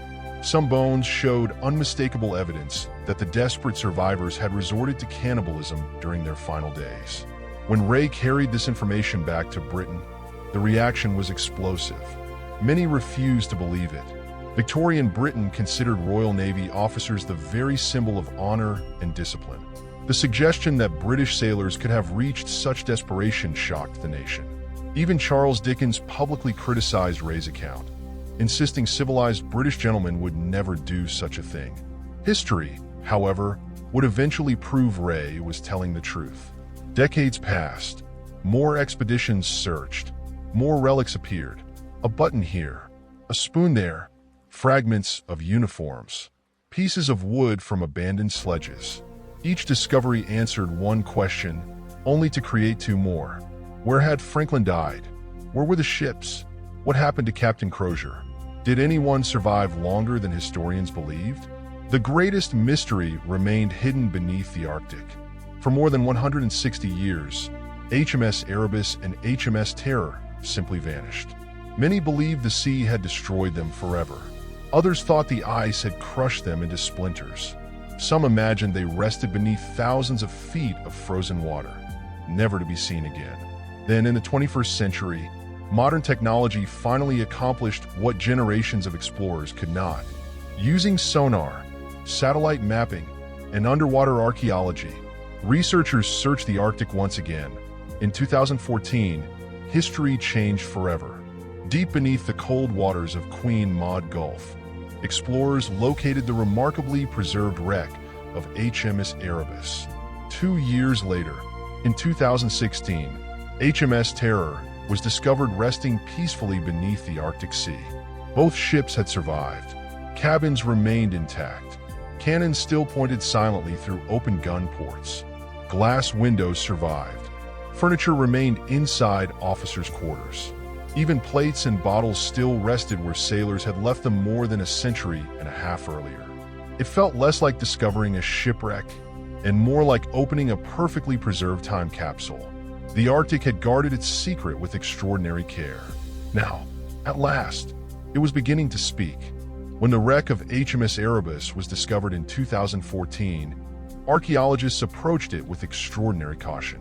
For more than 169 years, the ship had rested beneath the icy waters of the Canadian Arctic. Unlike shipwrecks in warmer oceans, the freezing water had preserved wood, leather, glass, metal, and even paper with astonishing clarity. It was as though time itself had slowed beneath the Arctic ice. Divers descended into the dark water. Their flashlights cut through the blackness. Then, out of the silence, the outline of a Royal Navy ship slowly appeared. Its massive wooden hull still stood proudly on the seabed. Cannons remained secured in place. The ship's bell still hung where sailors had left it. Windows were intact. Doors remained closed. Nothing about the wreck suggested panic. It looked as though the crew had stepped away only yesterday. Inside the officers' cabins, explorers found shelves still standing against the walls. Plates rested neatly inside cupboards. Wine bottles remained sealed. Writing desks were exactly where they had been in 1848, their drawers still waiting to reveal the expedition's final secrets. Every object told a story. Every artifact answered one question while creating another. Then, in 2016, another astonishing discovery stunned historians around the world. The wreck of HMS Terror was located nearly 60 miles, 97 kilometers, away from Erebus. Its condition was even more remarkable. The ship sat upright on the ocean floor. Its masts had collapsed long ago, but much of the vessel remained almost perfectly preserved. When divers entered the captain's cabin, they found furniture still arranged neatly. Cabin doors stood closed. Glass windows remained unbroken. Even delicate bottles and ceramic dishes had survived beneath the Arctic Sea. It was one of the best preserved 19th century shipwrecks ever discovered. The question immediately became obvious. If both ships had remained largely intact, why had the crew abandoned them? For generations, historians have believed the vessels must have been crushed by enormous pressure from the ice. But the wreck suggested something completely different. Neither ship had suffered catastrophic destruction. Instead, it appeared they had been left deliberately, exactly as Captain Francis Crozier's final written message had described. Modern archaeologists continued uncovering extraordinary evidence. Cooking utensils, navigation instruments, buttons from naval uniforms, medical equipment, sections of rope, personal belongings. Every artifact helped reconstruct the expedition's final months with increasing accuracy. Laboratory testing of human remains revealed extraordinarily high levels of lead inside the bones and teeth of several crew members. This supported decades of scientific suspicion. The canned food and the ship's plumbing systems had likely poisoned the expedition over time, weakening bodies and clouding minds long before starvation became their greatest enemy. Other examinations revealed severe vitamin deficiencies. Scurvy had ravaged the crew. Their bones showed evidence of prolonged malnutrition. Muscles had wasted away. Their bodies had been slowly failing months before they abandoned the ships. Perhaps the most heartbreaking discoveries came from small personal objects. A pocket watch, still resting where its owner had left it. A silver spoon engraved with an officer's initials. A carefully folded handkerchief. Tiny reminders that every sailor aboard those ships had once been someone's son, husband, brother, or father. History often remembers great expeditions through maps and discoveries. The Franklin expedition reminded the world that history is also deeply personal. Every artifact represented a human life interrupted. Every recovered object whispered the same unanswered question. What were their final moments like? Captain Francis Crozier's fate remains one of the Arctic's greatest mysteries. No confirmed grave has ever been found. No journal describing his final days has ever been recovered. No eyewitness survived to tell historians how Britain's last commander faced the end. Yet those who study his leadership continue to admire him. Even after Sir John Franklin's death, even after years trapped inside poisoned ships, even after hope itself had nearly vanished, Crozier continued leading his men south. Not because he believed survival was guaranteed, but because a captain's duty never ended while even one sailor remained alive. That quiet determination became his final legacy. Today, the Arctic still guards many unanswered questions. Somewhere beneath layers of ice and frozen ground, more artifacts almost certainly remain hidden. Perhaps one day, a journal will be discovered, a final letter, a forgotten logbook, something that finally explains exactly how the last survivors met their fate. Until then, the Franklin expedition remains more than a historical tragedy. It stands as a reminder that nature cannot always be conquered, that courage alone cannot defeat every obstacle, and that some mysteries survive because the world is not yet ready to reveal all of their answers. When the final survivors of the Franklin expedition disappeared into the Arctic, the world believed their story had ended. It hadn't. In many ways, it was only beginning. For decades, explorers followed the frozen trail they had left behind. Each new expedition carried the same hope, that somewhere beyond the next island, beyond the next ridge of ice, they would finally discover the truth. Instead, they found fragments. A rusted food tin lying half-buried in gravel. A silver fork engraved with a Royal Navy crest. A weathered boot, its leather hardened by more than a century of Arctic winters. A human skeleton resting exactly where its owner had taken his final breath. Each discovery added another piece to the puzzle, yet none revealed the complete picture. The Franklin expedition slowly transformed from a rescue mission into one of history's greatest mysteries. Generations of historians debated every possibility. Did Captain Crozier reach the mainland? Did a handful of sailors survive for months longer than anyone imagined? Could some of them have lived alongside the Inuit before finally succumbing to starvation? The Arctic remained silent. The only people who truly witnessed those final months were the Inuit. Their oral histories, passed carefully from one generation to the next, described exhausted white men pulling impossibly heavy boats across the ice. They spoke of starving sailors asking for food, of abandoned camps, of strange wooden ships trapped far beyond the coast. For many years, European scholars dismissed these accounts. They trusted written documents more than spoken memory. But modern archaeology proved something remarkable. Again and again, the Inuit stories were accurate. Places they described were eventually located. Artifacts appeared exactly where they said they would. Even the positions of the lost ships closely matched descriptions preserved through generations of oral tradition. It became one of history's greatest reminders that knowledge does not exist only inside books. Sometimes, it survives through the voices of people who know the land better than anyone else. Today, visitors standing inside museums in Britain and Canada can see objects recovered from the Franklin expedition. Buttons from naval uniforms, cooking utensils blackened by countless fires, navigation instruments, pieces of the ships themselves. Each artifact appears ordinary. Yet together they tell one extraordinary story, not simply about failure, but about courage, about endurance, about human determination pushed beyond every reasonable limit. Captain Sir John Franklin never completed the Northwest Passage. Captain Francis Crozier never returned home. 129 men sailed into the Arctic. Not one came back. By every practical measure, the expedition was a tragedy. And yet, history remembers them, not because they succeeded, but because they refused to surrender to fear. Even after their ships became prisons, even after disease spread through the crew, even after their commander died, even after they understood the Arctic might never release them, they continued moving forward, step after painful step, until they simply could go no farther. Ironically, only a few years after their disappearance, other explorers finally completed the Northwest Passage. The dream Franklin had pursued eventually became reality, but it came at a terrible cost. The Franklin expedition had unknowingly mapped coastlines, gathered scientific observations, and revealed just how unforgiving the Arctic truly was. Future explorers learned from their mistakes. They adopted Inuit survival techniques. They carried lighter equipment. They hunted fresh food.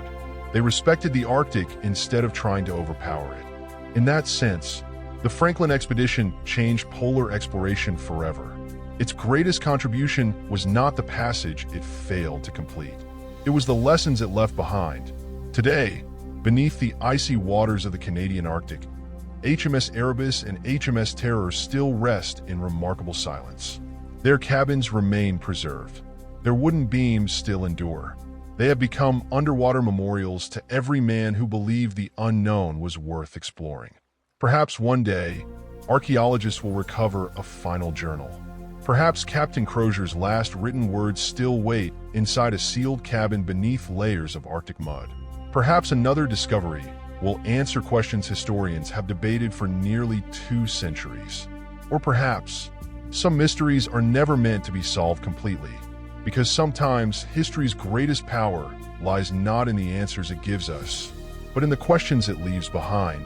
And as the Arctic wind continues to sweep across King William Island, carrying snow over forgotten camps and lonely stone graves, it seems to whisper the same timeless message it has carried since 1848. The men are gone, the ships have been found, but the story will never truly end.